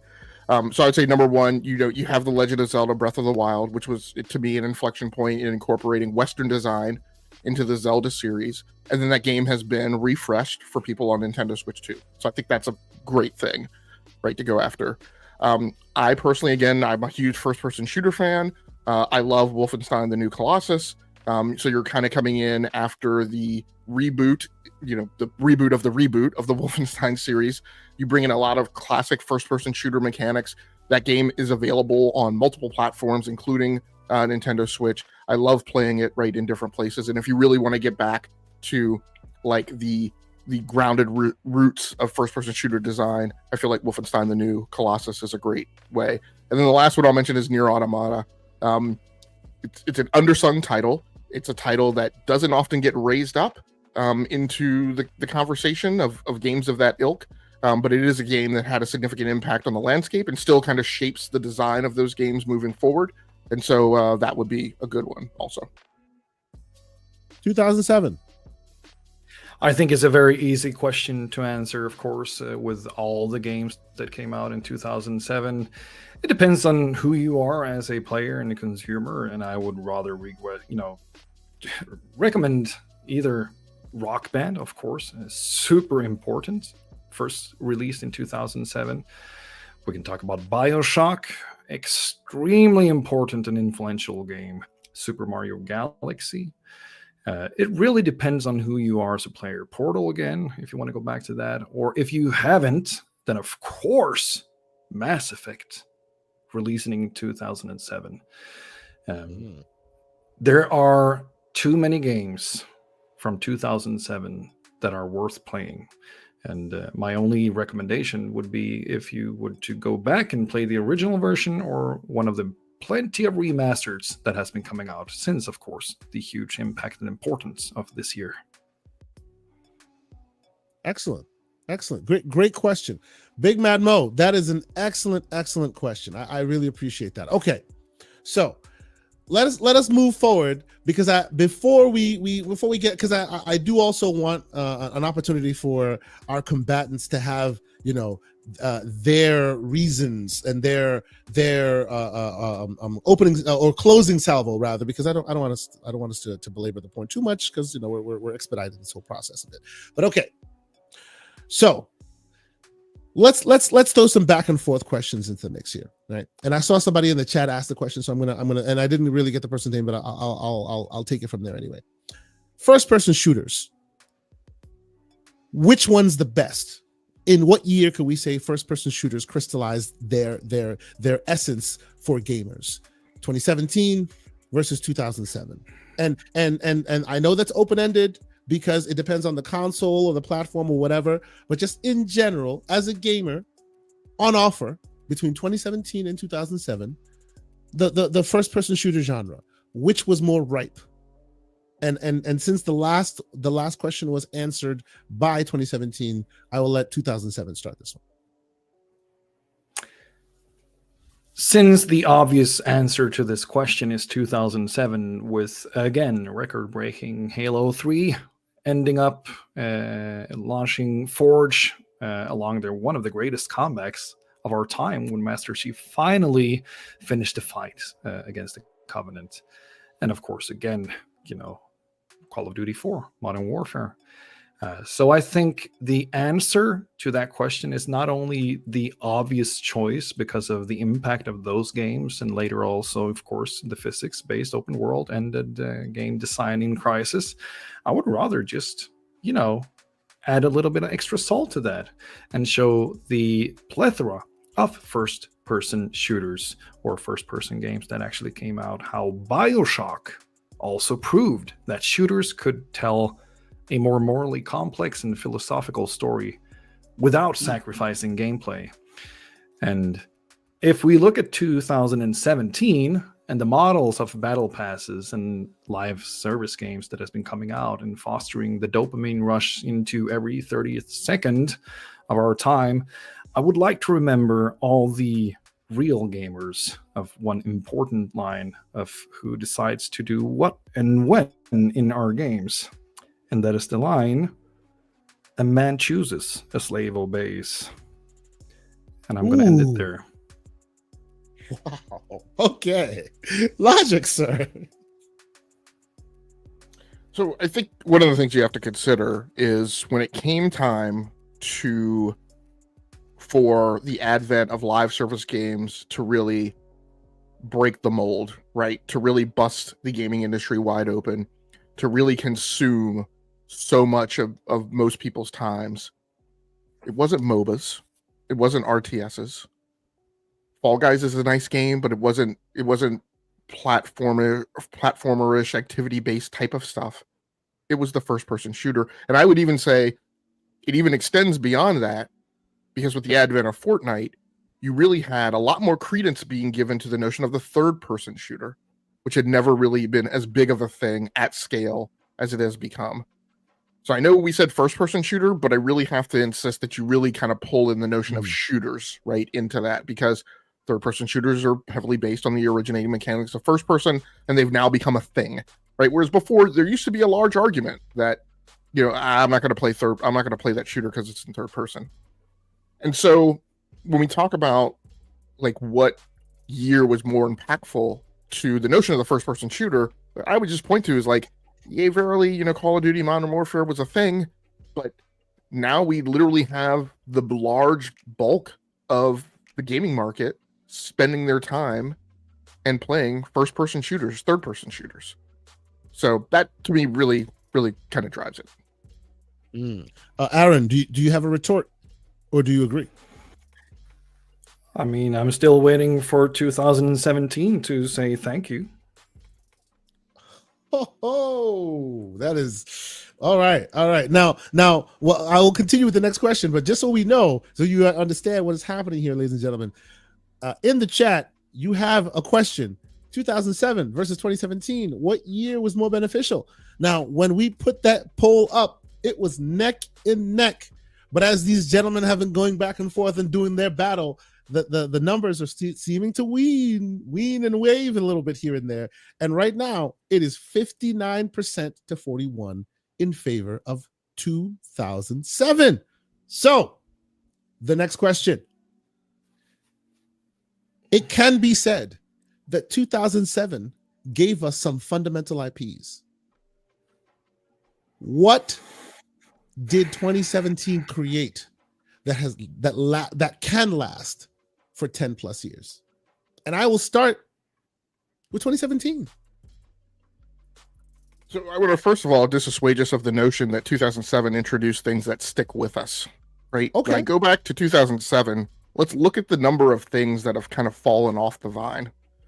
BioShock, Mass Effect. Mass Effect was a thing of its time, and then it is part and parcel of the decline of BioWare. Rock Band was a thing of its time, and I used to love going to Rock Band parties, Guitar Hero parties. No longer a thing. So there are these things that happen in moments. God of War 2, right, was a thing that was then retired and shuffled off to its mortal coil in favor of a new design and a new approach to that game, based heavily on the IP. But what they realized was like that thing wouldn't work, right? Carrying us into the future. Halo 3 was a thing of its time, but Halo Infinite, as we talked about at the beginning of this episode, is a thing that is significantly different and has progressed beyond that. Crysis, while a thing of 2007, was a thing that hardly anyone could play. And that franchise has come and now gone and doesn't really have a crisis-oriented like progenitor that continues on. It is embedded in the Far Cry series, which is significantly different, right, than the tapestry and makeup of Crysis. So I think the notion that 2007 introduced things that have stuck with us is really not true. So many of the things that came out then are things that have been retired. The Dirt series, Command and Conquer, right? So we've moved on. In its place, right? Like I said, we have Fortnite, we have Mario Kart. These things that have come to the fore and consume a lot of people's time and introduce these franchises that are almost ubiquitous, that so many people invest their time and their space in. All right. 2007, sir. What is your retort? I mean, when we talk about the replayability and the legacy of these titles, I'm glad to hear that my esteemed opponent here has such a fond memory of this specific year, name dropping each and every one of them. and still missing, 60-70% more of the masterpieces that got establishing the foundations back then. Right. But there we have it. I would say that 2007 didn't just deliver great games, it delivered the ecosystems. So in the spirit, these weren't titles that you beat and shelved. These were built to last, and nearly 2 decades later, many still are.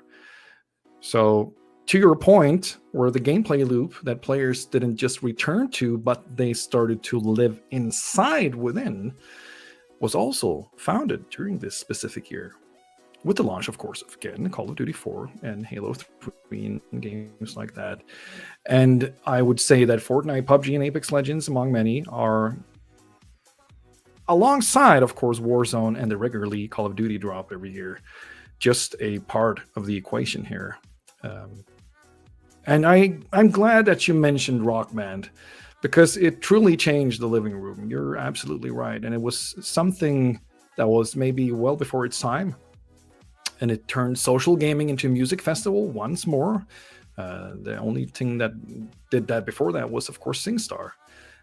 People came back into the living room, not just to play, but to master tracks, to build bands, and turn a game night into more of a performance. And here's the thing about Mass Effect that I need you to understand. Mass Effect brought something rare to RPGs: persistence. Your choices mattered, not just in the moment, but across an entire trilogy. People replayed it to this day to see new outcomes, new relationships, and entirely different character arcs. And few games, I would argue, since have matched that level of narrative depth and replay value. But we know they would like to try. These games didn't just stand the test of time. In my mind, they define what that test even is, which is why we come back to 2007. They are still talked about. They are still played, still modded or speedrun and streamed. Again, legacy isn't just about nostalgia. It's about lasting relevance in our minds, in our talking points, in our podcasts episodes. So when the dust settles, ask yourself this, Game Logic and dear citizens of the chat: which of these games that I just mentioned are still being fondly remembered in 2025? I would say all of them, because 2007 never really left. And I would say that is what true legacy actually is. You have a retort, Game Logic? Okay. Yeah, no, we can go on. Oh, I do have a question. I do have a question. Also from Just Mel. I know he did another one. He did the first one, but this is a good one. Yeah. With each view from 2007 and 2017, how do you see 2027 from each perspective? That's an interesting one. Okay. Let's start with 2017. That's admittedly hard to see, and I don't know I can pull that together in a 60-second time frame. I think TikTok. I mean, I think what we'll continue to see is a raising of the bar in what people want from single player games, right? In terms of production quality and weaving a narrative. I think, like, we look at Expedition 33 this year, and we tunnel back to how that came out of 2017, right? And I will admit, even back to 2007, right? In terms of your choices matter, your choices mattering, but also the manner in which the narrative was woven. I think that's gonna continue to kind of skyrocket in terms of what people want, and to a point where, when you're below that bar, that's going to be a thing that's difficult, right, for people to approach and on board to, in terms of like finding it interesting. I also think, from 2017, again, that advent of the high production value, extremely engaging indie, right, in Cuphead, I think that's a thing that we're going to continue to see going into 2027. And right, having this healthy tension in the industry that you don't need $300 million budget games, right? Cuphead kind of proves that, and I think that's going to be another one of the trends that we see. And the third trend that I think we'll continue to see is from 2017. Again, I go back to the PUBG, Fortnite, right, and how that paved the way for Apex Legends and other shooters to come into the space. I think, a lot of air gets sucked up, right, by Call of Duty, with Warzone, because we know that that's the big primary driver. I don't think you're going to continue to see things like you saw from 2007 with Rock Band, because as we saw, that lived its time and then it expired. And when there was an attempt to bring it back, people went back to it for nostalgia and then they quickly dropped off. So I think these trends from 2017 are going to be the ones that we see right in prevalence in 2027. And we could see that those things had weight and are continuing today, and they'll continue to propagate right into 2 years from now. 2007, sorry, go. First of all, I'm happy to hear the mind share that Rock Band seems to have with you, Game Logic, especially when you're continuing to bring up Fortnite, which owner and developer Epic, as we all know, bought Harmonix, the developers behind Rock Band, to implement more of Harmonix skill sets within Fortnite itself. So thank you. With that said, I do agree with my esteemed opponents over here regarding the difficulty of looking forward into 2027. I do believe that there is a reason behind the market forces, behind the AAA production budgets blowing up, being out of proportion, and how the quote-unquote little guy is gaining more and more foothold, but unfortunately not in the way that they might need. So if there has ever been a time where the market is harder to predict and how 2 years from now will look within this specific space, I would say that also paints even more of a clear picture on why 2007 was so extremely powerful when we look back at it and what actually happened during that time. Because if we were to compare that to 2025, 2026, and 2027, I don't even think that we would be able to talk in this sense of the market, because the stats that we've been seeing regarding games that uphold over 50% of players' playtime would not be the same. Instead, we would have been seeing a plethora of different creative risks taken by the big companies and not only the little guy. And I think that is a huge part of why we will continue to see this trend, the same trend that has been set ever since 2017, unfortunately. But we still don't know. So let's just hope for the best. Okay, so and Everborn, please interject if there's another great question. This was a great question, but I will say this being that 2007 to 2017 is an easier time frame to basically put an eye on because it's already happened, and 2017 to 2027 is harder to do because we haven't gotten there yet. So it might be seen as a little unfair to the question. So this one will be a little bit sided as well. So here we go. Which year did more to empower indie developers and alternative voices in gaming? I will let 2007 start this one. I think it is pretty obvious that the launch of Xbox Live Arcade and the boom of indie games, as well as the documentaries around indie games coming out on that platform during those years, was of course impactful and paved the way for a lot of upcoming games as well. And I also think that a lot of the creative risks that were taken back then inspired upcoming video game developers to do new things. So if we compare 2017 and the tool sets and the engines and the opportunities that was brought into the fold back in 2007 through things like Xbox Live and later PlayStation Network, I would still say that there has never been a better time to play video games than it is today.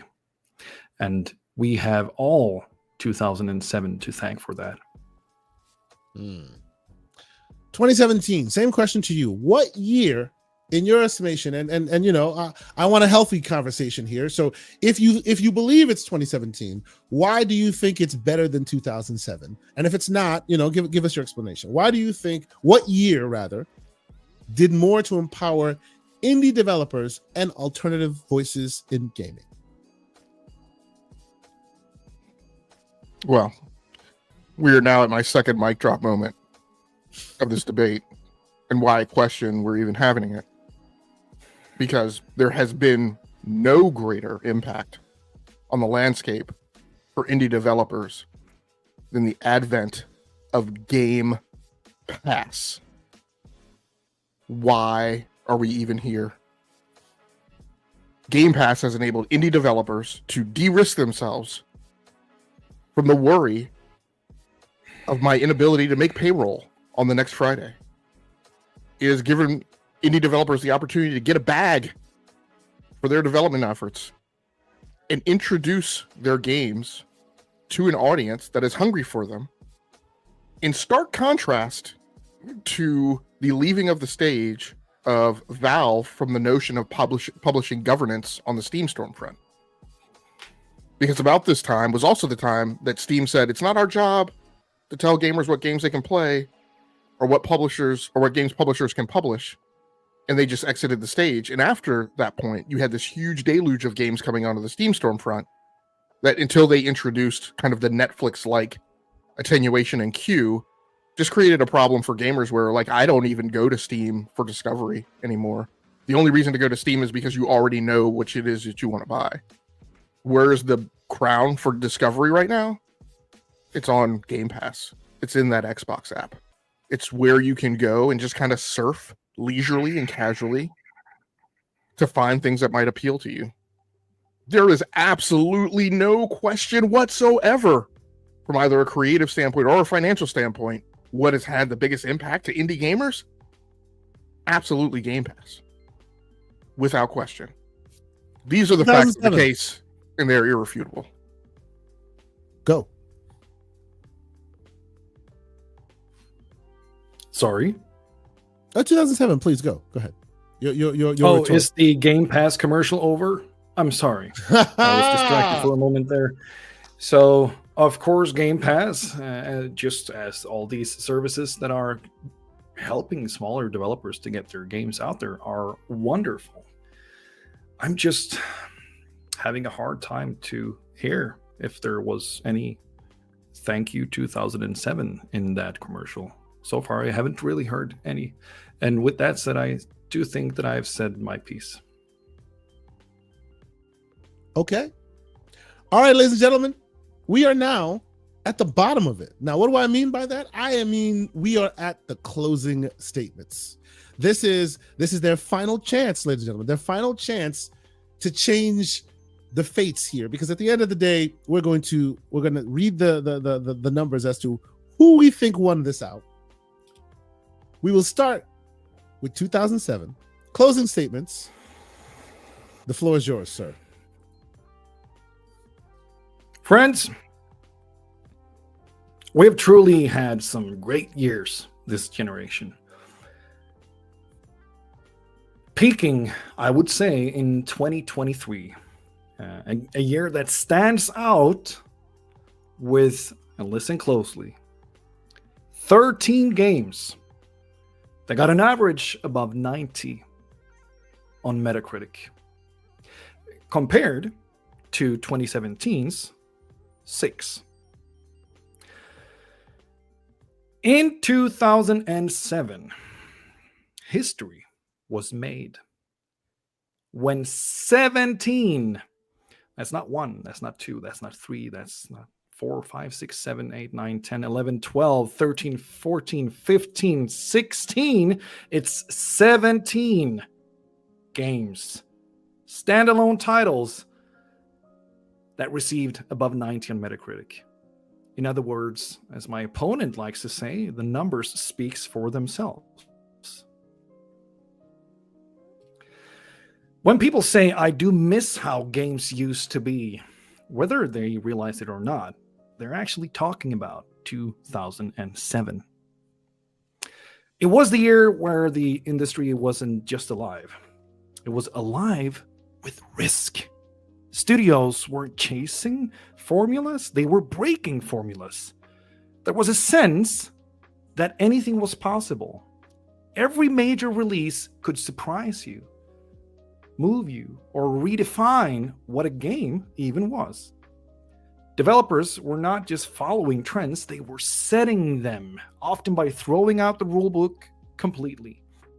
And I would say that it was a rare point in time where creativity, technology, and ambition were all peaking at once.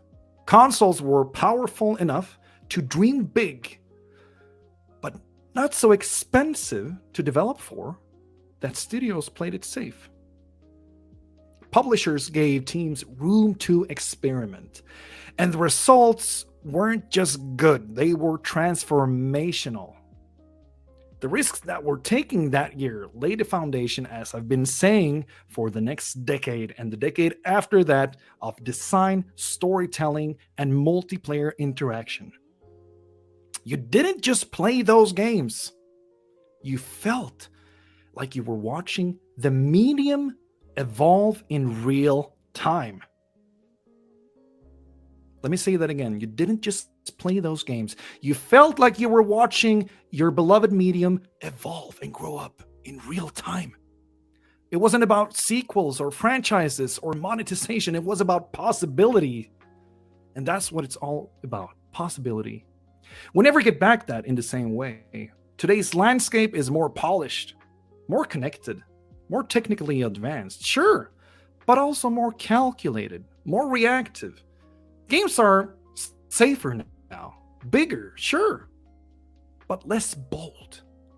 That magic window from 2007, when developers made wild choices because they could, when nothing felt overly designed by committee, and when players still felt surprised, that window has closed.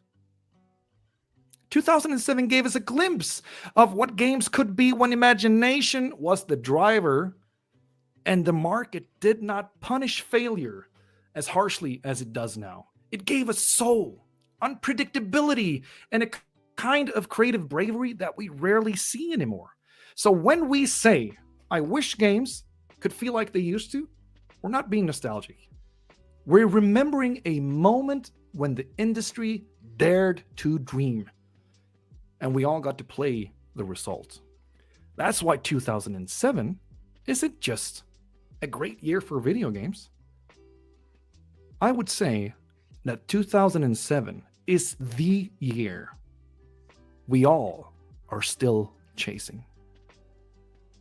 Thank you. All right. 2017. The floor is yours, sir. So I advised you all at the start of the debate that my opposing counsel would try for a lot of courtroom theatrics, a lot of misleading, a lot of attempts to kind of paint this picture that things were so rosy in 2007. Doesn't really talk about the bad things we got in 2007. Gives credence to a lot of non-sequelitis, and you may have seen my face scrunch up, kind of in disbelief at 2007. Again, Call of Duty, Legend of Zelda, Grand Theft Auto, Rock Band. Rock Band was an original IP. They had prototyped that under the Guitar Hero series. Like, I don't think this was a year of innovation. This is when people doubled down on sequelitis. And we talked about how sick that made us in the years intervening until we really got things on the landscape that really started to kind of change the formula. Unfortunately, over the course of this debate, because we've been time compressed, I didn't get a chance to really introduce the additional things about 2017 that made it one of the best years in gaming. And it wasn't just about solely the games. As I mentioned, you had the Nintendo Switch. We had the Xbox One X, the Xbox One Scorpio, the true delivery on the promise of this utopia of backwards compatibility. And we saw Microsoft, we saw Xbox investing heavily and then refining and polishing the games that we had come to love being delivered to us on the Xbox One X. And that can't be ignored. We had Avalanche Software being purchased by Warner Brothers, which beget Hogwarts Legacy, one of the best-selling games and one of the few games to take the crown of best-selling game away from either a GTA franchise game or a Call of Duty franchise game. When you talk about risk and you talk about great things that come out of taking risks and leaping, this was the year that we also had Square Enix depart from its hold on IO Interactive. And since then, the Hitman series has gone on to even greater accolades, to the point where it has become an entire ecosystem and platform in and of itself that gamers are investing heavy time in. And like I said, you had Game Pass, which not solely beget Game Pass, right? And the things that we've gotten into Game Pass, it beget the studio acquisitions that then followed. Because if you're going to have a subscription service, you have to have your own studios to feed that service. Literally everything that we have on Xbox is as a result of things that occurred in 2017 and the big wind up, right? The Rolling Thunder campaign that Xbox is so famous for, in giving us all of the consumer-facing, gamer-centric things that we have gotten from Xbox in the time intervening. It has led to the advent of Hi-Fi Rush. It put a warm blanket of protection around Double Fine Studios so that they could continue to do the Psychonauts series, so that they could deliver to us Keeper this year, so that Call of Duty could eventually realize the peak of its potential by being a property that is now in Game Pass and is supported on the cloud and is heading towards a Nintendo Switch. Delivering on this promise of building out of communities of Xbox. And nothing has de-risked the landscape more than Game Pass. It has created a wedge that allows people not only to thrive on indies in Game Pass, but has also activated and been a knock-on effect to the rest of the industry as people put those indie games on offer outside of the service as well. And sometimes with a PlayStation-centric first attempt, but it's delivering other things to PlayStation as well as to the other platforms. I rest my case. Well, all right, ladies and gentlemen, there we have it. Again, a limited format because we're running really late at this point. But here we are. We have two questions I need to ask the public, and you will help us determine what's what. One of those questions is already out, and you are already answering it, which is 2007 versus 2017. What year was more beneficial in gaming, in your opinion? Now, Game Logic and Aaron have both laid the case out very well, in my opinion, and it's up to you to decide which one of them made the case.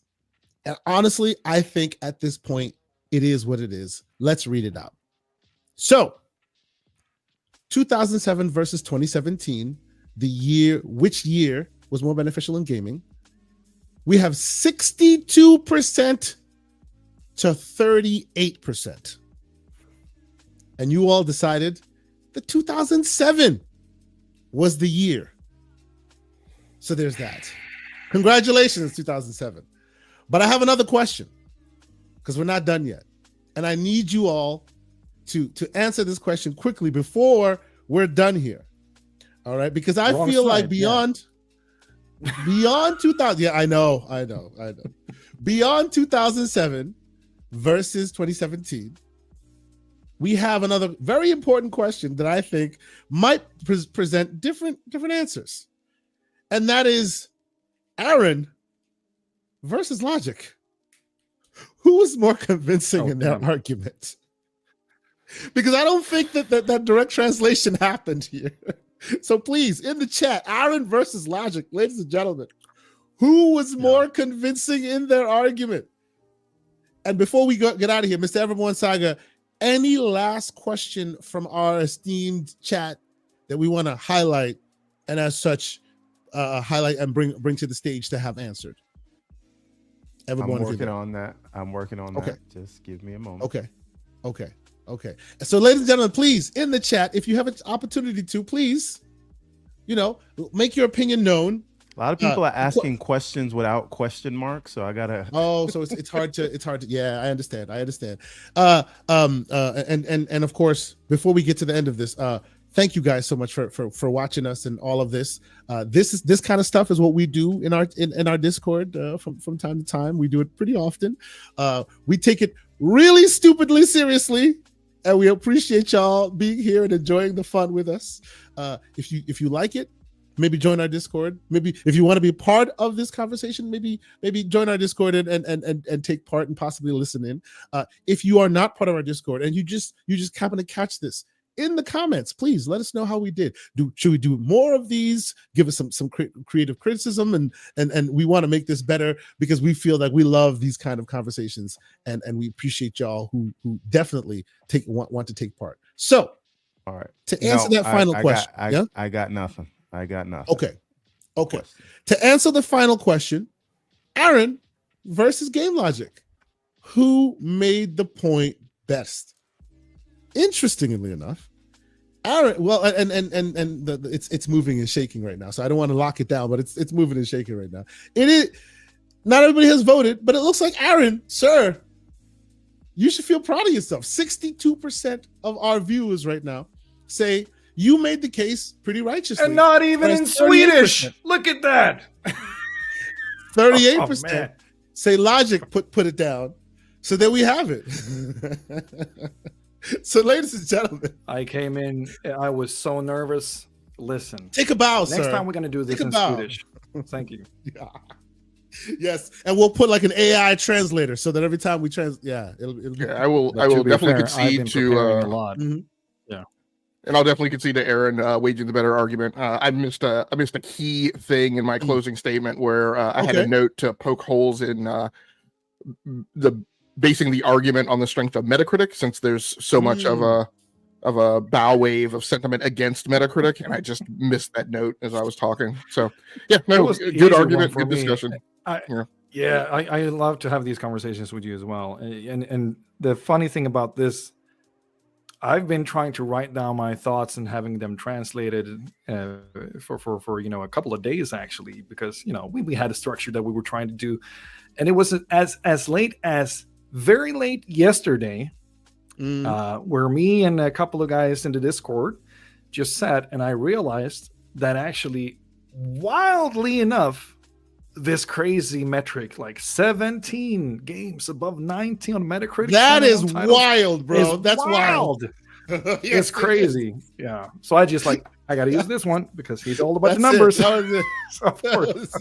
That's it. Wow. Okay. Yes. And by the way, Mr. Wolf, absolutely true. Join the Discord. Ours is a little more colorful. Just be aware. A little more colorful. But yes, this is what we do there. Everborn, sir, what are your opinions here? What did you think? How did the proceedings go for you in your estimation? I think it went well. I thought I was going to have to do some more fact checking. I thought we were going to get some links in the chat, or we were going to get some links that we had to check up. So I didn't get to do that. We have to,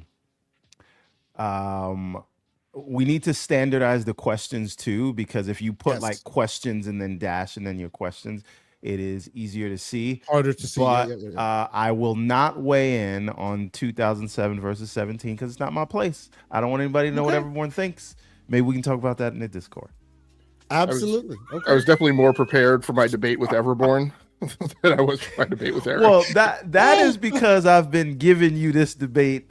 We've been doing this debate for like 2 years now. So. But yes, you were ready for the Herman Holt statement. He's like, I know that's one of his go-to tricks. I'm ready for him. That's but yes, ladies and gentlemen, before we get out of here, once again, shout out to the great Paris Lily for joining us. Loves to, whenever he jumps in, he always makes the conversation better. I love it. He brings the slander, both for Sonic and otherwise, and we're here for it. Thank you, Paris, for being here as you are. Thanks to the great Game Logic, sir. Every time you're on the show, you make the show better. Thank you so much for any time you're able to be here. Thank you so much.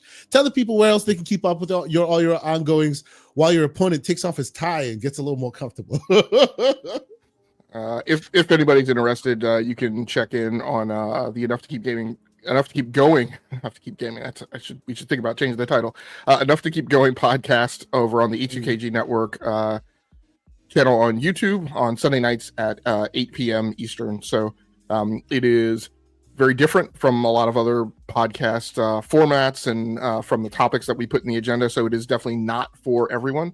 So I'm actually not recommending everyone to go by and see it. But if you are looking for something that's a little different, you could certainly feel free to saunter by and test drive it. Excellent. Now, Aaron, sir, also a great member of our Discord. A lot of content, but Swedish for those who can read it and understand it. Tell the people where they can keep up with your ongoings. Again, so in Swedish, of course, öppnavärldar.se, öppnavardar.se in Swedish. But you will find me at Spoiler Spaces on Twitter.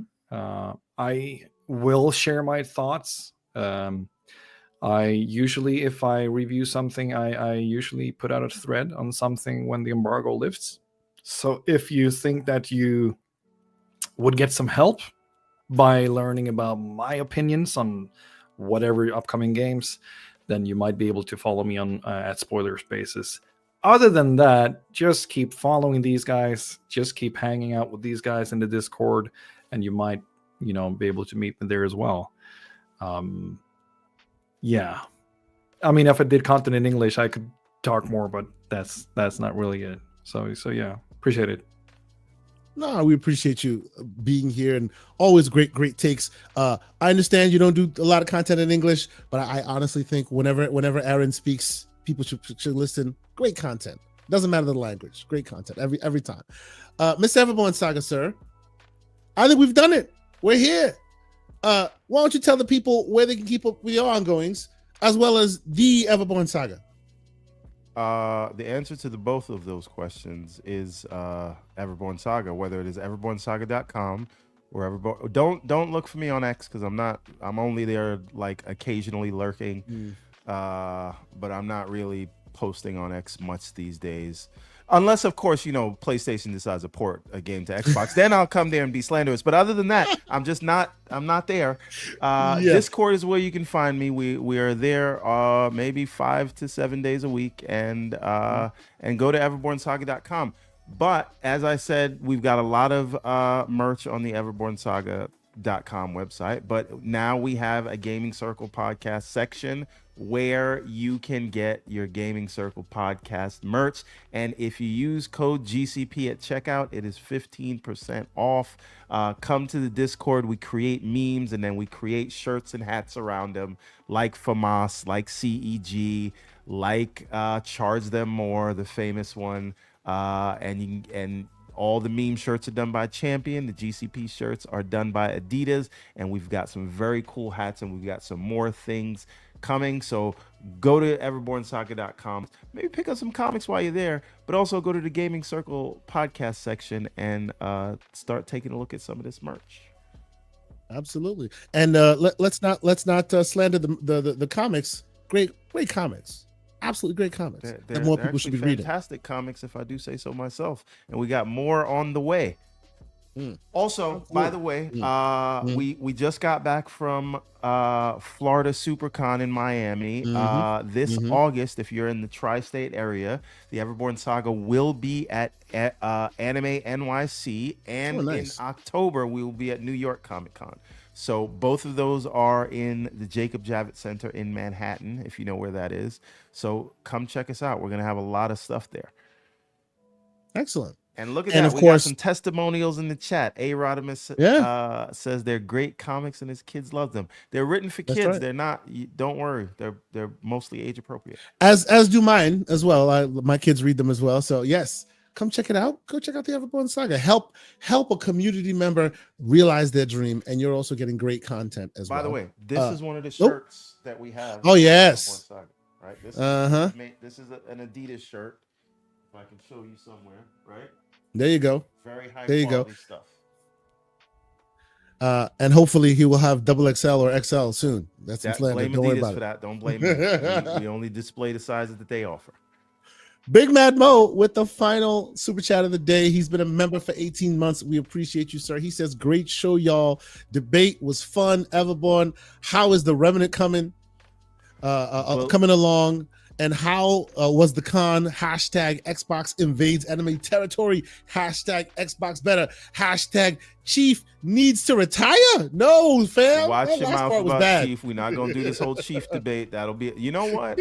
Maybe that's It's our an next 18-hour debate. podcast. Maybe that is our next official debate. Should Chief Bring be BV in the killed spot. or Bring retired? BV in here. Let's go. I will partake in that one, but I might want to Yes, give sir. it to Pixel because he's the Lord Master. But regarding the Remnant, that book is going to be very, very special because, as you may know if you've been following along, that is a new series in the Everborn saga, and it has been done for a long time, but we didn't just want to release it with one chapter because it's a little bit of a slow burn. So we're releasing that as an anthology book with the first 3 chapters in one book, over 180 pages. It will be a hardcover book, full color, and we will be adapting the first 3 chapters of that novel.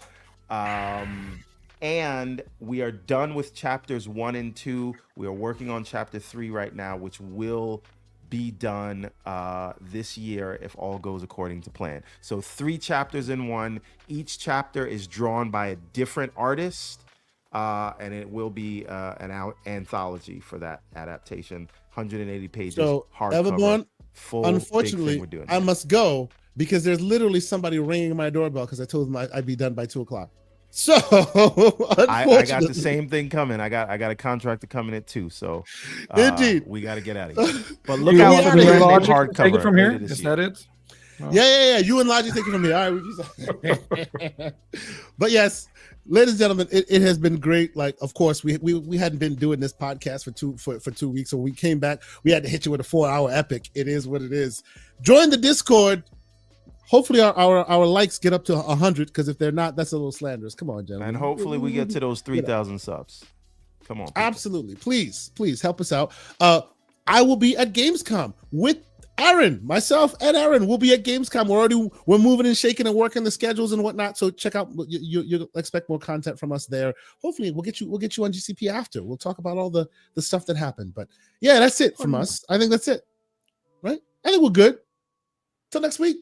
Peace. Thanks for being on it.